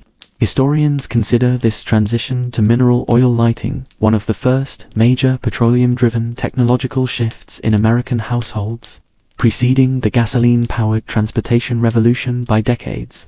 It represented both environmental change, reducing the hunting pressure on whale populations, and democratization of better lighting, as kerosene was significantly cheaper than whale oil had been during its peak usage. Next to the lamps stands a selection of different lamp chimneys, the glass tubes that surround the flame to improve combustion and protect it from drafts. These fragile but essential components came in various shapes and sizes to fit different lamp models, and their clarity directly impacted the quality of light produced. Always stock extra chimneys, the shopkeeper advises. They're the first thing to break when a lamp gets knocked over, and a lamp without its chimney smokes something terrible. This practical consideration explains why lamp chimneys were among the most frequently purchased household items.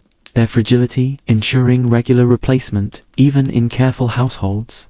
The lamp section includes several specialized designs for different purposes, hanging lamps for mounting from ceilings, wall sconces with reflectors to maximize light direction, small hand lamps for moving between rooms, and even miniature lamps for use in lanterns when outdoor light was needed. This variety reflects the importance of task-specific lighting in an era when illumination was both limited and potentially hazardous. That reading lamp there's the latest design, the shopkeeper points out, indicating a table lamp with an adjustable shade. Position the shade to direct light on your book without shining in your eyes, popular with the schoolteacher and anyone who does fine work in the evenings. This specialization of lighting technology for specific tasks demonstrates the ingenuity applied to maximizing the utility of limited illumination sources. A selection of candles occupies nearby shelves, from inexpensive tallow candles that produced smoky, odorous light to higher quality beeswax and spermaceti versions that burned cleaner and brighter. Despite the superior light of oil lamps, candles remained essential household items, used where portability was crucial or as backups when lamp oil ran low. Most households keep candles on hand even if they primarily use lamps, the shopkeeper explains. They store indefinitely if kept dry, light instantly without adjustment, and can be carried safely in ways lamps can't. This practical redundancy in lighting methods reflects the importance of backup systems in frontier life, where running out of essential supplies could mean waiting weeks for replacements. Adjacent to the candles are candle-making supplies, molds in various sizes for creating multiple candles at once. cotton wicking sold by the yard, and blocks of unrefined tallow and beeswax for those who made their own candles rather than purchasing finished ones. These home production tools represented an important economic choice for many households, particularly those with access to tallow from their own livestock. Candle-making day was a major event in most households. The shopkeeper reminisces, usually done once or twice a year, producing enough to last for months. Hot, messy work, but satisfying to stock up your own light supply. This seasonal approach to household production was typical of many frontier tasks. Concentrated efforts to produce substantial quantities of essential items during appropriate times of year, rather than the continuous shopping pattern familiar to modern consumers. The heating section focuses on stoves rather than fireplaces. By the 1870s, enclosed metal stoves had largely replaced open hearths in frontier homes, offering greater heating efficiency and safety. Several models are displayed, from simple sheet metal designs for heating-only purposes to more elaborate cook stoves with multiple heating surfaces and ovens. A good cast iron stove is among the biggest investments a new household makes, the shopkeeper observes.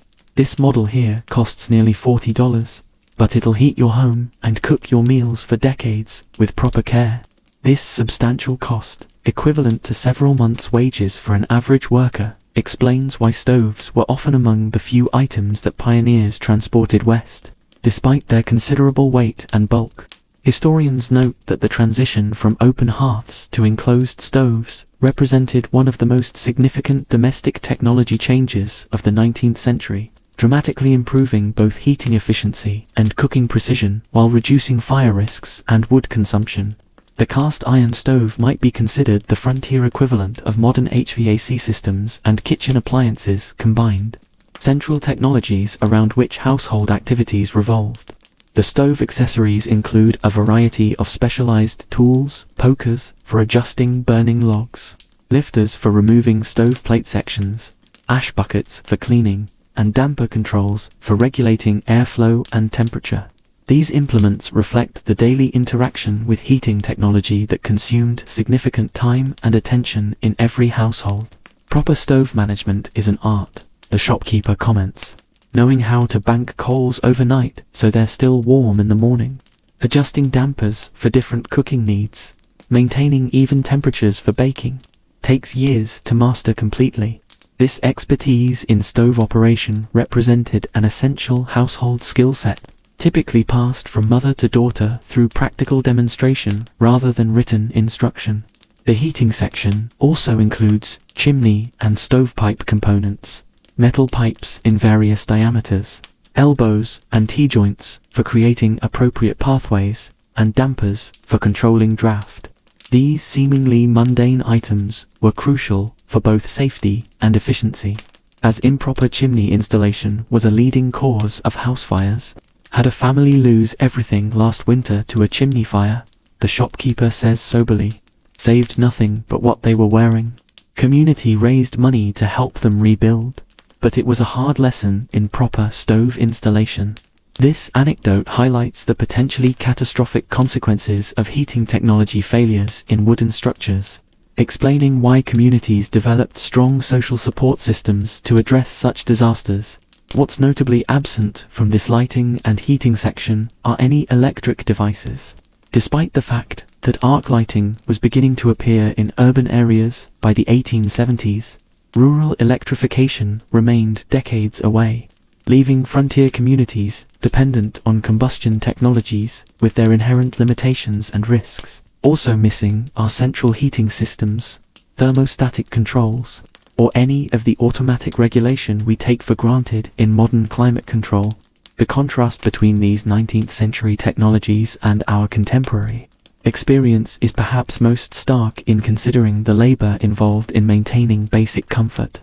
Modern consumers who adjust thermostats with a finger tap would find it difficult to comprehend the constant work of feeding stoves, trimming wicks, cleaning lamp chimneys, and managing fuel supplies that occupied frontier households simply to maintain adequate light and warmth. City folks visiting relatives out here often comment on how much work goes into basic comforts, the shopkeeper observes.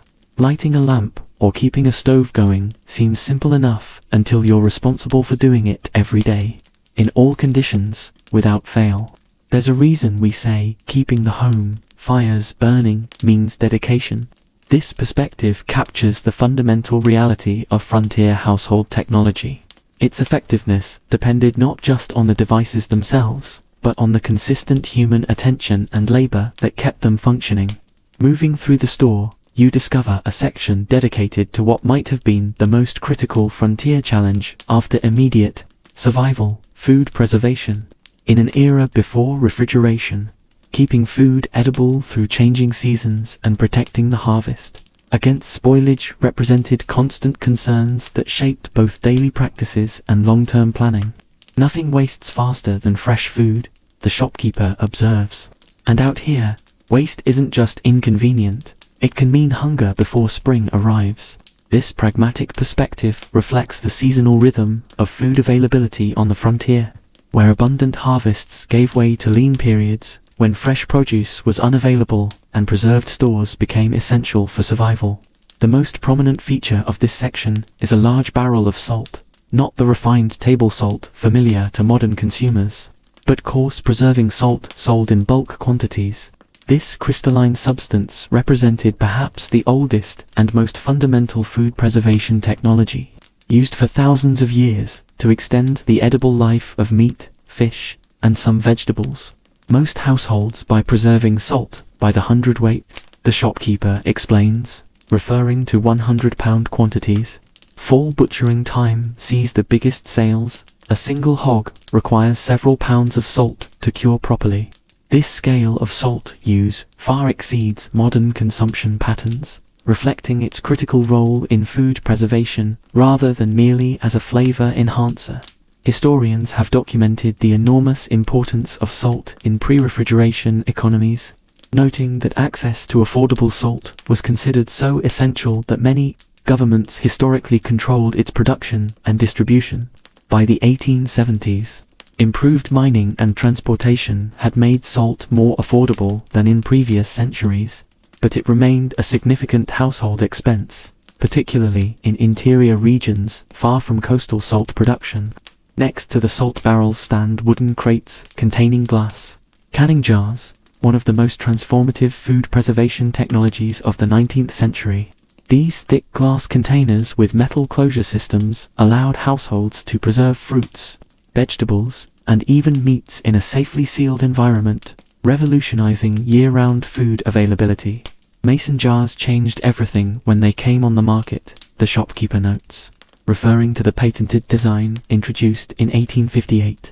Before reliable sealing jars, preserving fruits and vegetables meant drying them or making preserves with huge amounts of sugar. Now a family can put up hundreds of jars of garden produce with reasonable effort. This technological innovation had dramatically expanded dietary variety during winter months, improving both nutrition and food enjoyment. The canning supplies include replacement lids and rubber rings for sealing jars, specialized tongs for handling hot jars, funnels for filling them, and various testing devices for ensuring proper seals. This array of specialized tools reflects the systematic approach required for safe home canning, a process that, if done incorrectly, could result not just in spoiled food, but in potentially deadly botulism poisoning.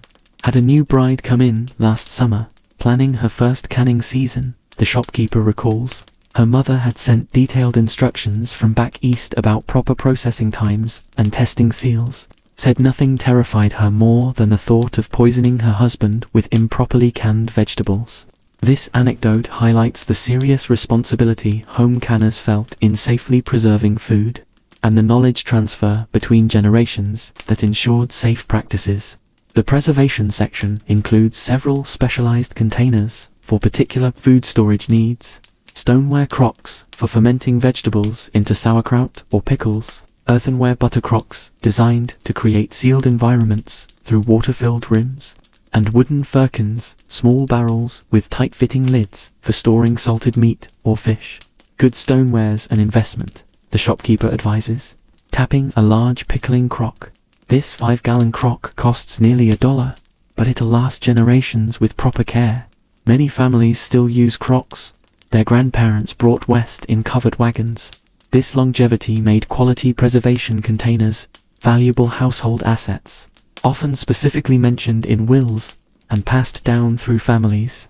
A selection of smoking supplies occupies another shelf, specialized wood chips for creating particular flavors, hooks and racks for hanging meat in smokehouses, and cloths for wrapping smoked products for storage. This ancient preservation method remained essential for many frontier households, particularly for preserving pork and fish with flavors that were enjoyed even after fresher options became available. Different woods create entirely different flavors, the shopkeeper explains. Hickory's popular for pork, apple wood for poultry and mild game. Mesquite gives a stronger flavor that stands up to venison and stronger meats. This level of specialized knowledge about smoking techniques represents another dimension of the sophisticated food preservation culture that developed through generations of practical experience. Historians still debate the typical diet on the American frontier, with some emphasizing its limitations and monotony, particularly during winter months, while others point to the surprising variety achieved through different preservation methods. What's clear is that successful preservation required significant planning, labor, and storage space, with many households dedicating specific outbuildings or cellar areas to different preserved foods. The preservation section includes various sugars and sweeteners used for preserving fruits. White refined sugar for those who could afford it, less expensive brown sugar, molasses, and honey. These sweeteners served as both preservatives and flavor enhancers, creating jams, jellies, and fruit preserves that would remain stable at room temperature for months or even years. Sugar preservation's probably the oldest method next to drying, the shopkeeper notes. High enough sugar content prevents spoilage. Course, it also explains why frontier preserves taste sweeter than modern folks might prefer. Preservation required more sugar than taste alone would dictate.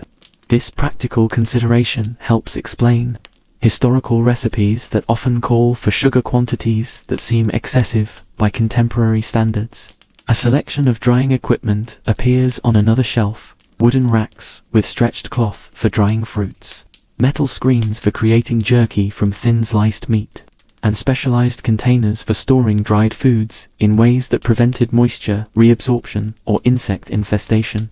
This oldest of preservation methods remained important for its simplicity and reliability, requiring no special ingredients beyond salt for meat products.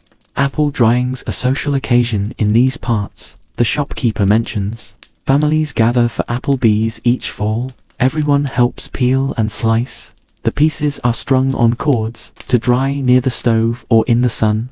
Work gets done faster with many hands, and it makes a necessary chore into something enjoyable. This community approach to preservation tasks reflects how frontier societies transformed labor-intensive processes into social events that strengthened community bonds while accomplishing essential work.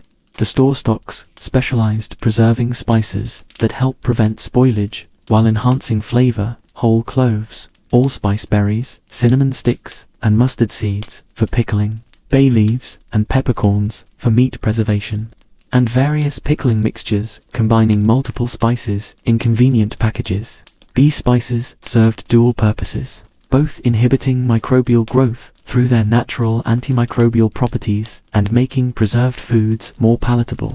Proper spicing makes all the difference between foods people tolerate and foods they enjoy, the shopkeeper observes, particularly with preserved meats, where the right spice blend can transform basic sustenance into something family members look forward to eating. This attention to palatability, alongside preservation effectiveness, demonstrates the sophisticated culinary approach that had evolved around necessity-driven food practices. What's notably absent from this preservation section are any electric or mechanical devices. No pressure canners, no refrigerators, no freezers. Every preservation method relied on chemical processes: salting, smoking, sugaring, physical processes, drying, or heat-based canning using simple equipment. Also missing are commercial preservatives, artificial additives, or many of the stabilizers familiar in modern food processing. The seasonal rhythm of preservation activities structured the entire year for many frontier households. Spring might bring wild greens and berries for preserving. Summer gardens required continuous harvesting and processing. Fall brought fruit harvests and meat butchering. And winter allowed time for consuming these preserved foods while planning for the next year's cycle. My grandmother kept a preservation diary, the shopkeeper remembers. Noted exactly how many jars of each vegetable and fruit they put up, how many pounds of meat they smoked and salted, how quickly they used each preserved food. Used those records to plan the next year's garden and preservation schedule. Called it her hunger insurance policy. This systematic approach to food security through detailed planning and record-keeping reveals the seriousness with which frontier families approached food preservation, not as an optional activity, but as essential survival strategy. As you examine a particularly ingenious meat-smoking rack, you can't help but reflect on how these seemingly simple preservation technologies represented generations of accumulated wisdom about working with natural processes to extend food viability, knowledge that most modern consumers have entirely lost as industrial food systems and refrigeration have removed the immediate necessity of such practices. The heart of the general store, both physically and functionally, is the trading counter that dominates the center of the space. More than just a surface for completing transactions, this broad wooden expanse represents the economic and social nucleus of frontier commerce, where multiple forms of exchange occurred simultaneously and community relationships were reinforced through commercial interactions. This counter's seen every kind of deal imaginable, the shopkeeper says, running his hand along the worn wooden surface. Cash sales are actually the least common transactions out here. Frontier economy runs on credit, barter, and promises as much as currency. This practical observation captures a fundamental reality of frontier economics, the relative scarcity of cash and the necessity of more flexible exchange systems adapted to seasonal income patterns and local resource availability. The most prominent feature on the counter is the store's ledger, a substantial leather-bound book filled with meticulous handwritten records of customer accounts. This document represents much more than simple bookkeeping. It constitutes a complex web of economic relationships that might extend over years or even generations, recording both financial transactions and the social standing of community members. Every family in the county has a page in this ledger, the shopkeeper explains, carefully turning the book to show the neat columns of transactions. Some accounts go back 20 years or more. Good customers pay their balance at least annually, usually after harvest or when livestock goes to market. This credit system effectively functioned as an informal banking operation, allowing households to obtain necessary goods throughout the year while settling accounts when income became available. Historians have documented the crucial importance of store credit in frontier economies, noting that these informal arrangements often made the difference between survival and failure for newly established farms and ranchers. The storekeeper essentially functioned as a combination banker, risk assessor, and economic partner with local producers, extending credit based on his evaluation of their character, work ethic, and economic prospects. Have to make judgment calls every day about extending credit, the shopkeeper confides. Too strict, and families might suffer needlessly. Too lenient, and the store itself could fail if too many accounts go unpaid. It's a balancing act. This responsibility placed storekeepers in positions of considerable economic power within their communities, their decisions potentially affecting the welfare of numerous households. Near the ledger sits a simple cash box with compartments for different denominations of currency and coins. The relatively small size of this box, compared to the substantial ledger, visually represents the limited role of cash in daily transactions. When cash was used, it might consist of a bewildering variety of currencies. In the 1870s, the American monetary system was still consolidating after the Civil War, with national banknotes circulating alongside government-issued currency and various foreign coins. Had a fellow from San Francisco pay with a $50 gold piece last month, the shopkeeper recalls. Caused quite a stir, hadn't seen California gold that far east in years. had to weigh it carefully to ensure it wasn't filed down.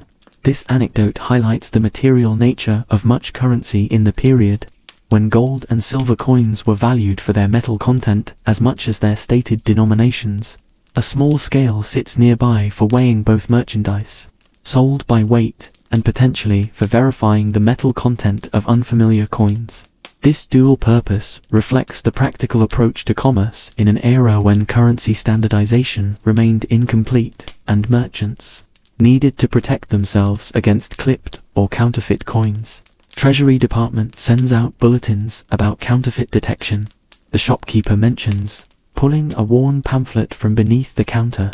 New fakes appear constantly, some so well made even banks have been fooled. Have to stay vigilant. This ongoing challenge of currency authentication created additional complexity in frontier commerce, requiring merchants to develop specialized knowledge simply to conduct basic transactions. The counter features several samples of common trade goods, tobacco twists, fabric swatches, grain samples that serve as reference standards for both quality and pricing discussions. These tangible benchmarks help establish shared understanding between merchant and customer about the value of similar items offered in trade. Particularly important when bartering farm produce or handcrafted goods. Bartering requires agreement about relative values, the shopkeeper explains. If a farmer brings in eggs, butter, or hand-woven cloth, we need to establish fair exchange rates against store goods. These sample items help set those standards. This negotiated valuation process reflects the subjective and relationship-based nature of frontier economics, where prices were rarely fixed and almost always contextual. Historians still debate the typical balance between cash, credit, and barter in frontier economies, with evidence suggesting significant regional variations based on proximity to transportation networks, local agricultural cycles, and community economic development. What's clear is that these systems were far more fluid and negotiable than modern fixed-price retail models, requiring social skills alongside mathematical calculations. The trading counter also serves as the store's postal station. A small cabinet of cubbyholes behind the counter holds letters and small packages awaiting pickup by local residents. This dual function as merchandise, supplier, and communication hub enhanced the store's central role in community life and information exchange. Mail coach comes through twice weekly, the shopkeeper notes. Most important days in town, not just for letters, but newspapers from back east, catalogs from city stores, and information about market prices for local products. This integration of communication and commerce highlights how general stores functioned as connection points between isolated communities and wider economic and social networks. A stack of mail-order catalogs from major retailers like Montgomery Ward sits on the counter for customer reference. These increasingly influential publications were beginning to transform rural consumption patterns by the 1870s, offering access to goods beyond local availability and creating price competition that affected local merchants' practices.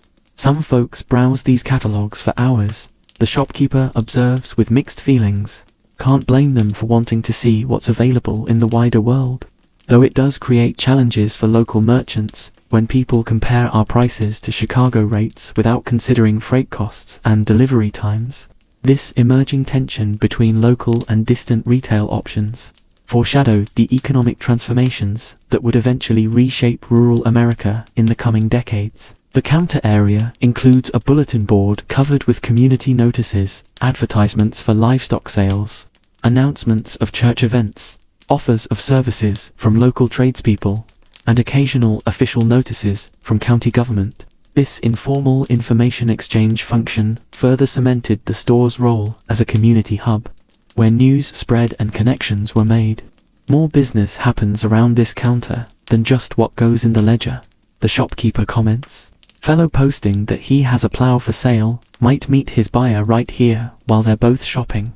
Wedding announcements, funeral notices, political discussions, all part of what happens at the trading counter.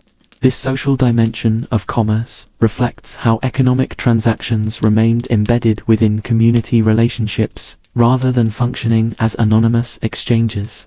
What's notably absent from this trading counter are many elements modern shoppers would expect. No cash register with predetermined prices, no credit card processing, no scanning equipment or computerized inventory system. Every transaction required direct human negotiation and recording, creating an inherently social, commercial experience that bears little resemblance to the automated, often contactless retail interactions familiar to contemporary consumers. Also missing is the concept of non-negotiable pricing that characterizes modern retail. The absence of clearly marked prices on most items reflects an understanding that value was contextual, dependent on season, quantity, quality, the customer's credit history, and the nature of any goods offered in trade. This flexibility created a commercial environment where persuasion, relationship, and negotiation skills significantly impacted transaction outcomes. A good merchant needs to be part mathematician, part psychologist, part community banker, and part prophet. The shopkeeper muses have to calculate fair values instantly, judge character accurately, predict future harvests and market conditions, and maintain everyone's trust through it all. Not a job for someone who just likes to count money. This multifaceted role helps explain the often prominent social position storekeepers held in frontier communities. Their function extended far beyond simple retail to encompass crucial economic and social facilitation. As you observe a transaction between the shopkeeper and a local farmer, a complex negotiation involving cash payment for some items, store credit for others, and eggs accepted in partial trade, you can't help but reflect on how this seemingly simple exchange encapsulates an entire economic system based on flexibility, personal relationships, and community interdependence that would gradually disappear as standardized, anonymous commerce expanded throughout rural America. Tucked in a corner near the front of the store, positioned where children might notice it while parents conduct their business, is a modest but captivating collection that reveals much about 19th century childhood. The Children's Corner. This specialized section offers a window into how frontier society viewed childhood, balancing limited resources against the universal desire to provide joy and development for the youngest community members. The little ones head straight for this corner while their parents shop. The shopkeeper observes with a gentle smile. Smart business, to keep something to occupy them, means parents can shop longer without distraction. This practical consideration reveals the dual nature of the children's section, serving both genuine child welfare and commercial interests simultaneously. The most immediately eye-catching items are the toys, simpler and fewer than in modern toy stores, but crafted with remarkable attention to durability and function. Wooden toys predominate, carved animals with movable parts, miniature wagons with turning wheels, tops that spin with surprising precision when properly launched, and dolls with jointed limbs that allow posing. Most children around here have just a few store-bought toys, if any, the shopkeeper explains. These represent special occasion gifts, Christmas, significant birthdays, rewards for exceptional achievements, not everyday possessions. This economy of toy ownership stands in stark contrast to the abundant children's possessions typical in modern households, reflecting both financial constraints and different cultural attitudes about childhood consumption. Historians have ostensibly documented the evolution of American childhood during this period, noting that the concept of childhood as a distinct, protected life stage was still developing. On the frontier particularly, children were typically integrated into productive household labor from an early age, with play and education fitted around practical contributions to family survival rather than treated as primary childhood activities. That rocking horse there, the shopkeeper says, pointing to a beautifully crafted wooden steed with real horsehair mane, represents 3 months' wages for an average worker. It's been on display for 2 years, waiting for someone who can afford it. Meanwhile, every child in town has had a turn riding it while their parents shop. This community-minded approach to an expensive item reflects both the economic realities and the cooperative social values of many frontier settlements. The doll selection offers particular insight into period gender expectations and play patterns. Girl dolls predominate, ranging from simple cloth bodies with painted faces to more elaborate versions with porcelain heads, movable limbs, and various outfits. These were not merely playthings, but tools for socialization, through which girls practiced caregiving skills and domestic arrangements they would be expected to master as adults. Interesting to watch girls with these dolls, the shopkeeper notes. They mimic exactly what they see their mothers doing: feeding, disciplining, teaching, comforting. Play is preparation for adult responsibilities. This observation captures the functional nature of much 19th century children's play, which often replicated adult activities in miniature rather than creating purely imaginative alternate realities. For boys, the toy selection emphasizes miniature tools, vehicles, and figures related to adult occupations. Tiny hammers and saws that actually cut, model steam engines with working parts, and lead figures representing soldiers, farmers, and tradesmen. These toys similarly functioned as preparation for adult roles, familiarizing boys with the tools and activities they would eventually be expected to master. That carpentry set is one of our best sellers for boys around 8 or 9. The shopkeeper comments, indicating a small wooden box containing child-sized but functional tools. Fathers see it as both play and practical education. Boy enjoys himself while learning skills he'll need throughout life. This dual-purpose approach to toys reflects a pragmatic attitude toward childhood that balanced enjoyment against preparation for adult responsibilities. The children's section includes educational materials alongside purely recreational items, slates and pencils for practicing writing, basic readers with progressive difficulty levels, counting frames for learning arithmetic, and puzzles designed to develop spatial reasoning. These learning tools represent the growing emphasis on childhood education that characterized the late 19th century, when public schooling was expanding but remained inconsistent across frontier regions. School supplies are steady sellers year-round, the shopkeeper explains. Even families who can barely afford necessities will sacrifice for educational items. They understand that reading and figures are tickets to better opportunities for their children. This prioritization of education despite economic constraints reflects the aspirational nature of frontier communities, where parents often viewed education as a pathway to advancement that had been unavailable to themselves. A small selection of children's books occupies a shelf at child height. McGuffey readers, with their combination of basic literacy and moral instruction, simplified Bible stories with illustrations, and a few volumes of fairy tales and adventure stories.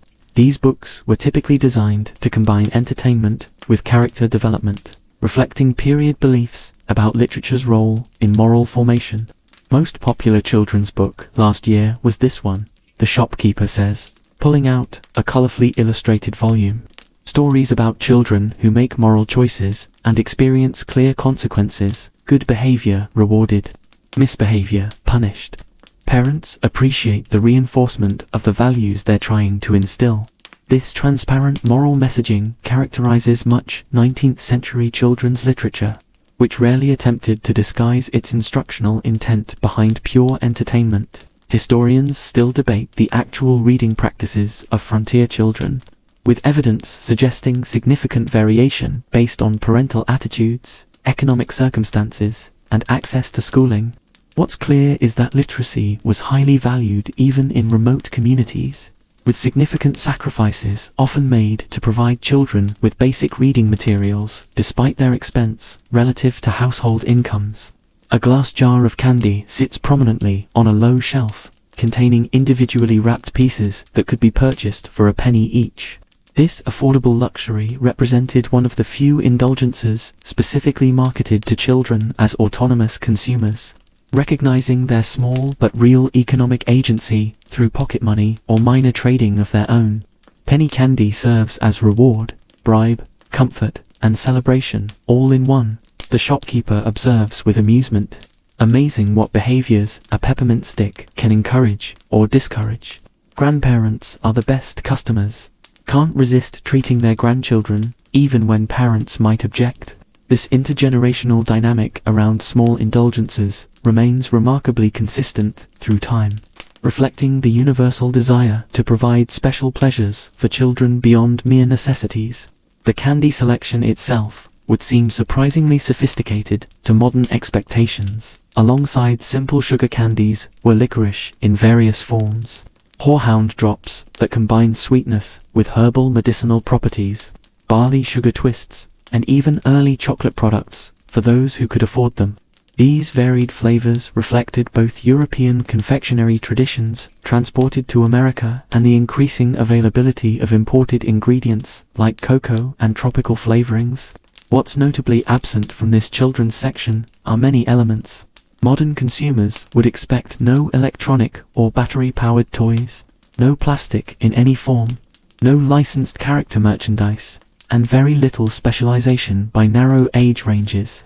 Most toys were designed for extended use across multiple developmental stages, rather than brief interest periods, reflecting both economic necessity and different expectations about play patterns. Also missing are clear gender-neutral options. Toys were almost universally designed and marketed with specific gender expectations, preparing children for the distinct adult roles they would be expected to assume in a society with sharply defined gender spheres. The few exceptions might include musical instruments, some games, and basic educational materials that served similar purposes for both boys and girls. Children's toys have changed less than you might think over the generations. The shopkeeper reflects, watching a young girl examine a doll with careful attention. The materials improve and styles change, but the fundamental desires remain: to create miniature worlds they can control, to imitate the adults around them, to master skills through repetition disguised as play. These wooden toys satisfy the same needs as whatever newfangled playthings future generations might invent. As you observe a young boy spinning a top with intense concentration, you can't help but reflect on how this simple children's corner represents both continuity and difference across time, the universal aspects of childhood development expressed through the particular material culture and economic constraints of frontier America. Simultaneously familiar in its fundamental purposes and foreign in its specific manifestations. The final area of the store might easily be overlooked during a quick visit, but it represents a fascinating dimension of frontier commerce, a collection of seasonal and specialty items that appear and disappear throughout the year, creating rhythms of anticipation and periodic abundance in an era otherwise characterized by scarcity and making do with what was available. These items come and go with the seasons, the shopkeeper explains, gesturing toward a corner display that seems somewhat miscellaneous at first glance. Creates excitement when folks know something will only be available briefly before disappearing for months. This strategic approach to seasonal merchandise reflects both supply chain realities and smart business practices that encouraged customers to purchase promptly rather than delaying decisions. The current display features several items associated with the upcoming planting season: seed packets arranged in wooden dividers, gardening implements with freshly oiled metal and smooth wooden handles, and reference materials about crop timing and techniques. These seasonal agricultural supplies represent both practical necessities and symbols of the annual renewal that structured frontier life. Seed Selection Day is like a holiday for many families, the shopkeeper observes.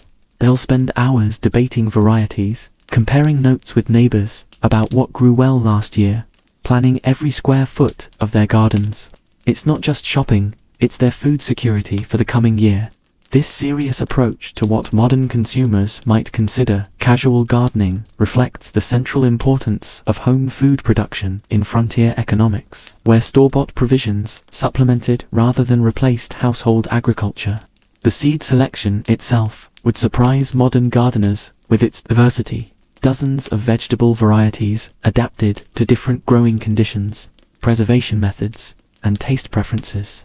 Many of these were landrace varieties developed through informal selection by generations of farmers rather than commercial breeding programs, creating regional adaptations particularly suited to local conditions.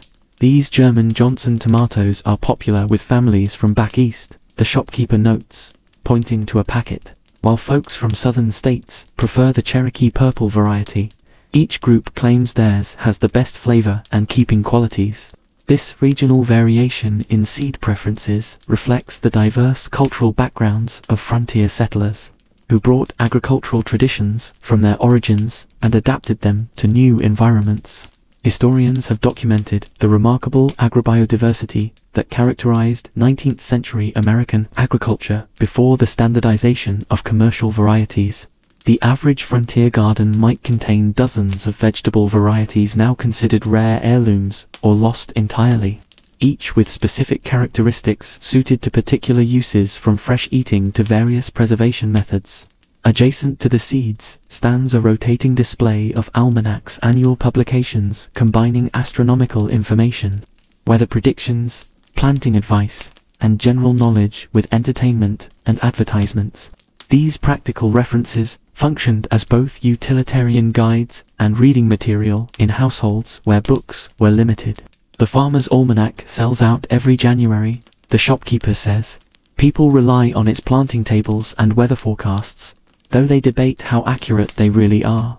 Even if the predictions aren't perfect, the astronomical information alone is worth the price for planning fieldwork.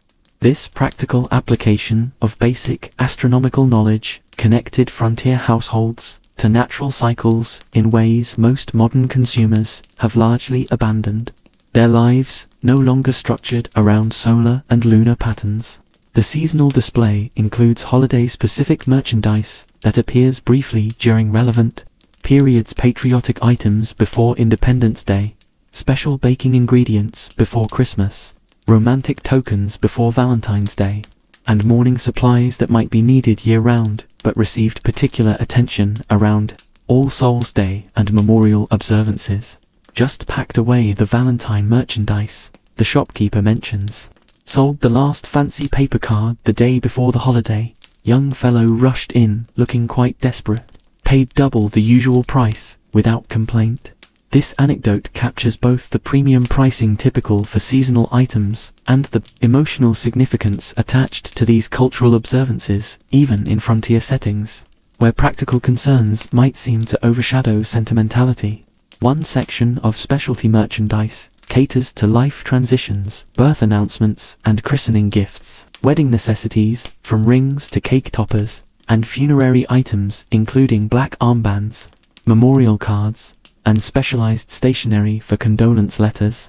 These ritual objects helped communities mark significant passages, even in circumstances where formal ceremonies might be simplified by frontier conditions.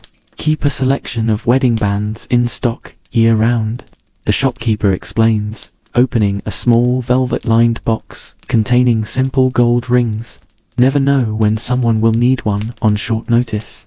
Courtships can accelerate quickly out here, where practical partnerships are as important as romantic feelings. This matter-of-fact approach to marriage reflects frontier pragmatism, where household formation often responded to economic and survival needs alongside emotional connections.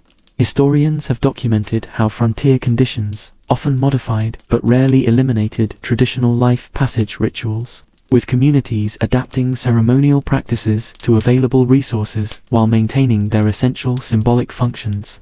Store-bought items often gained significance, precisely because they represented connections to wider cultural traditions beyond the immediate frontier environment. The specialty section includes imported luxuries that appeared unpredictably based on supply chains, citrus fruits that arrived briefly during winter months, exotic spices that might be available only when particular merchants made their annual circuits, and imported textiles or decorative items that represented rare connections to distant manufacturing centers. Had a shipment of oranges arrive last Christmas, the shopkeeper recalls. Word spread through town within hours, and they sold out by sundown. Some folks bought just one to divide among an entire family, a taste of something exotic during the winter months. This enthusiasm for rare items reflects both the monotony of typical frontier diets and the symbolic value of consuming something from distant regions, creating momentary connections to a wider world beyond local experience. A shelf dedicated to immigrant communities' specific needs demonstrates the cultural diversity of many frontier regions.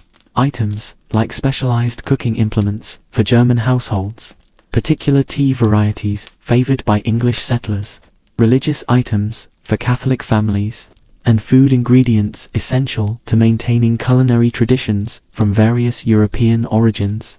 The Swedish families north of town order special deliveries twice yearly, the shopkeeper notes.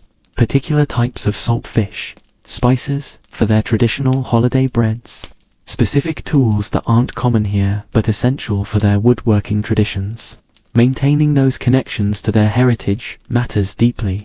This cultural persistence through material goods highlights how consumer choices helped immigrant communities maintain identity even while adapting to new environments. What's notably absent from this specialty section is the concept of artificial scarcity, familiar in modern marketing.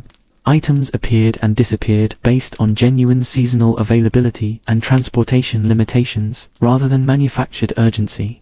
When the shopkeeper advised purchasing something while supplies last, this represented literal truth rather than sales strategy, as many items could not be reordered quickly or predictably. Also missing is the contemporary approach to seasonal merchandise as primarily decorative rather than functional. Frontier seasonal goods typically served practical purposes first, with aesthetic or symbolic dimensions as secondary considerations. Holiday decorations were relatively minimal by modern standards, often limited to natural materials supplemented by a few commercially produced items reserved for special occasions.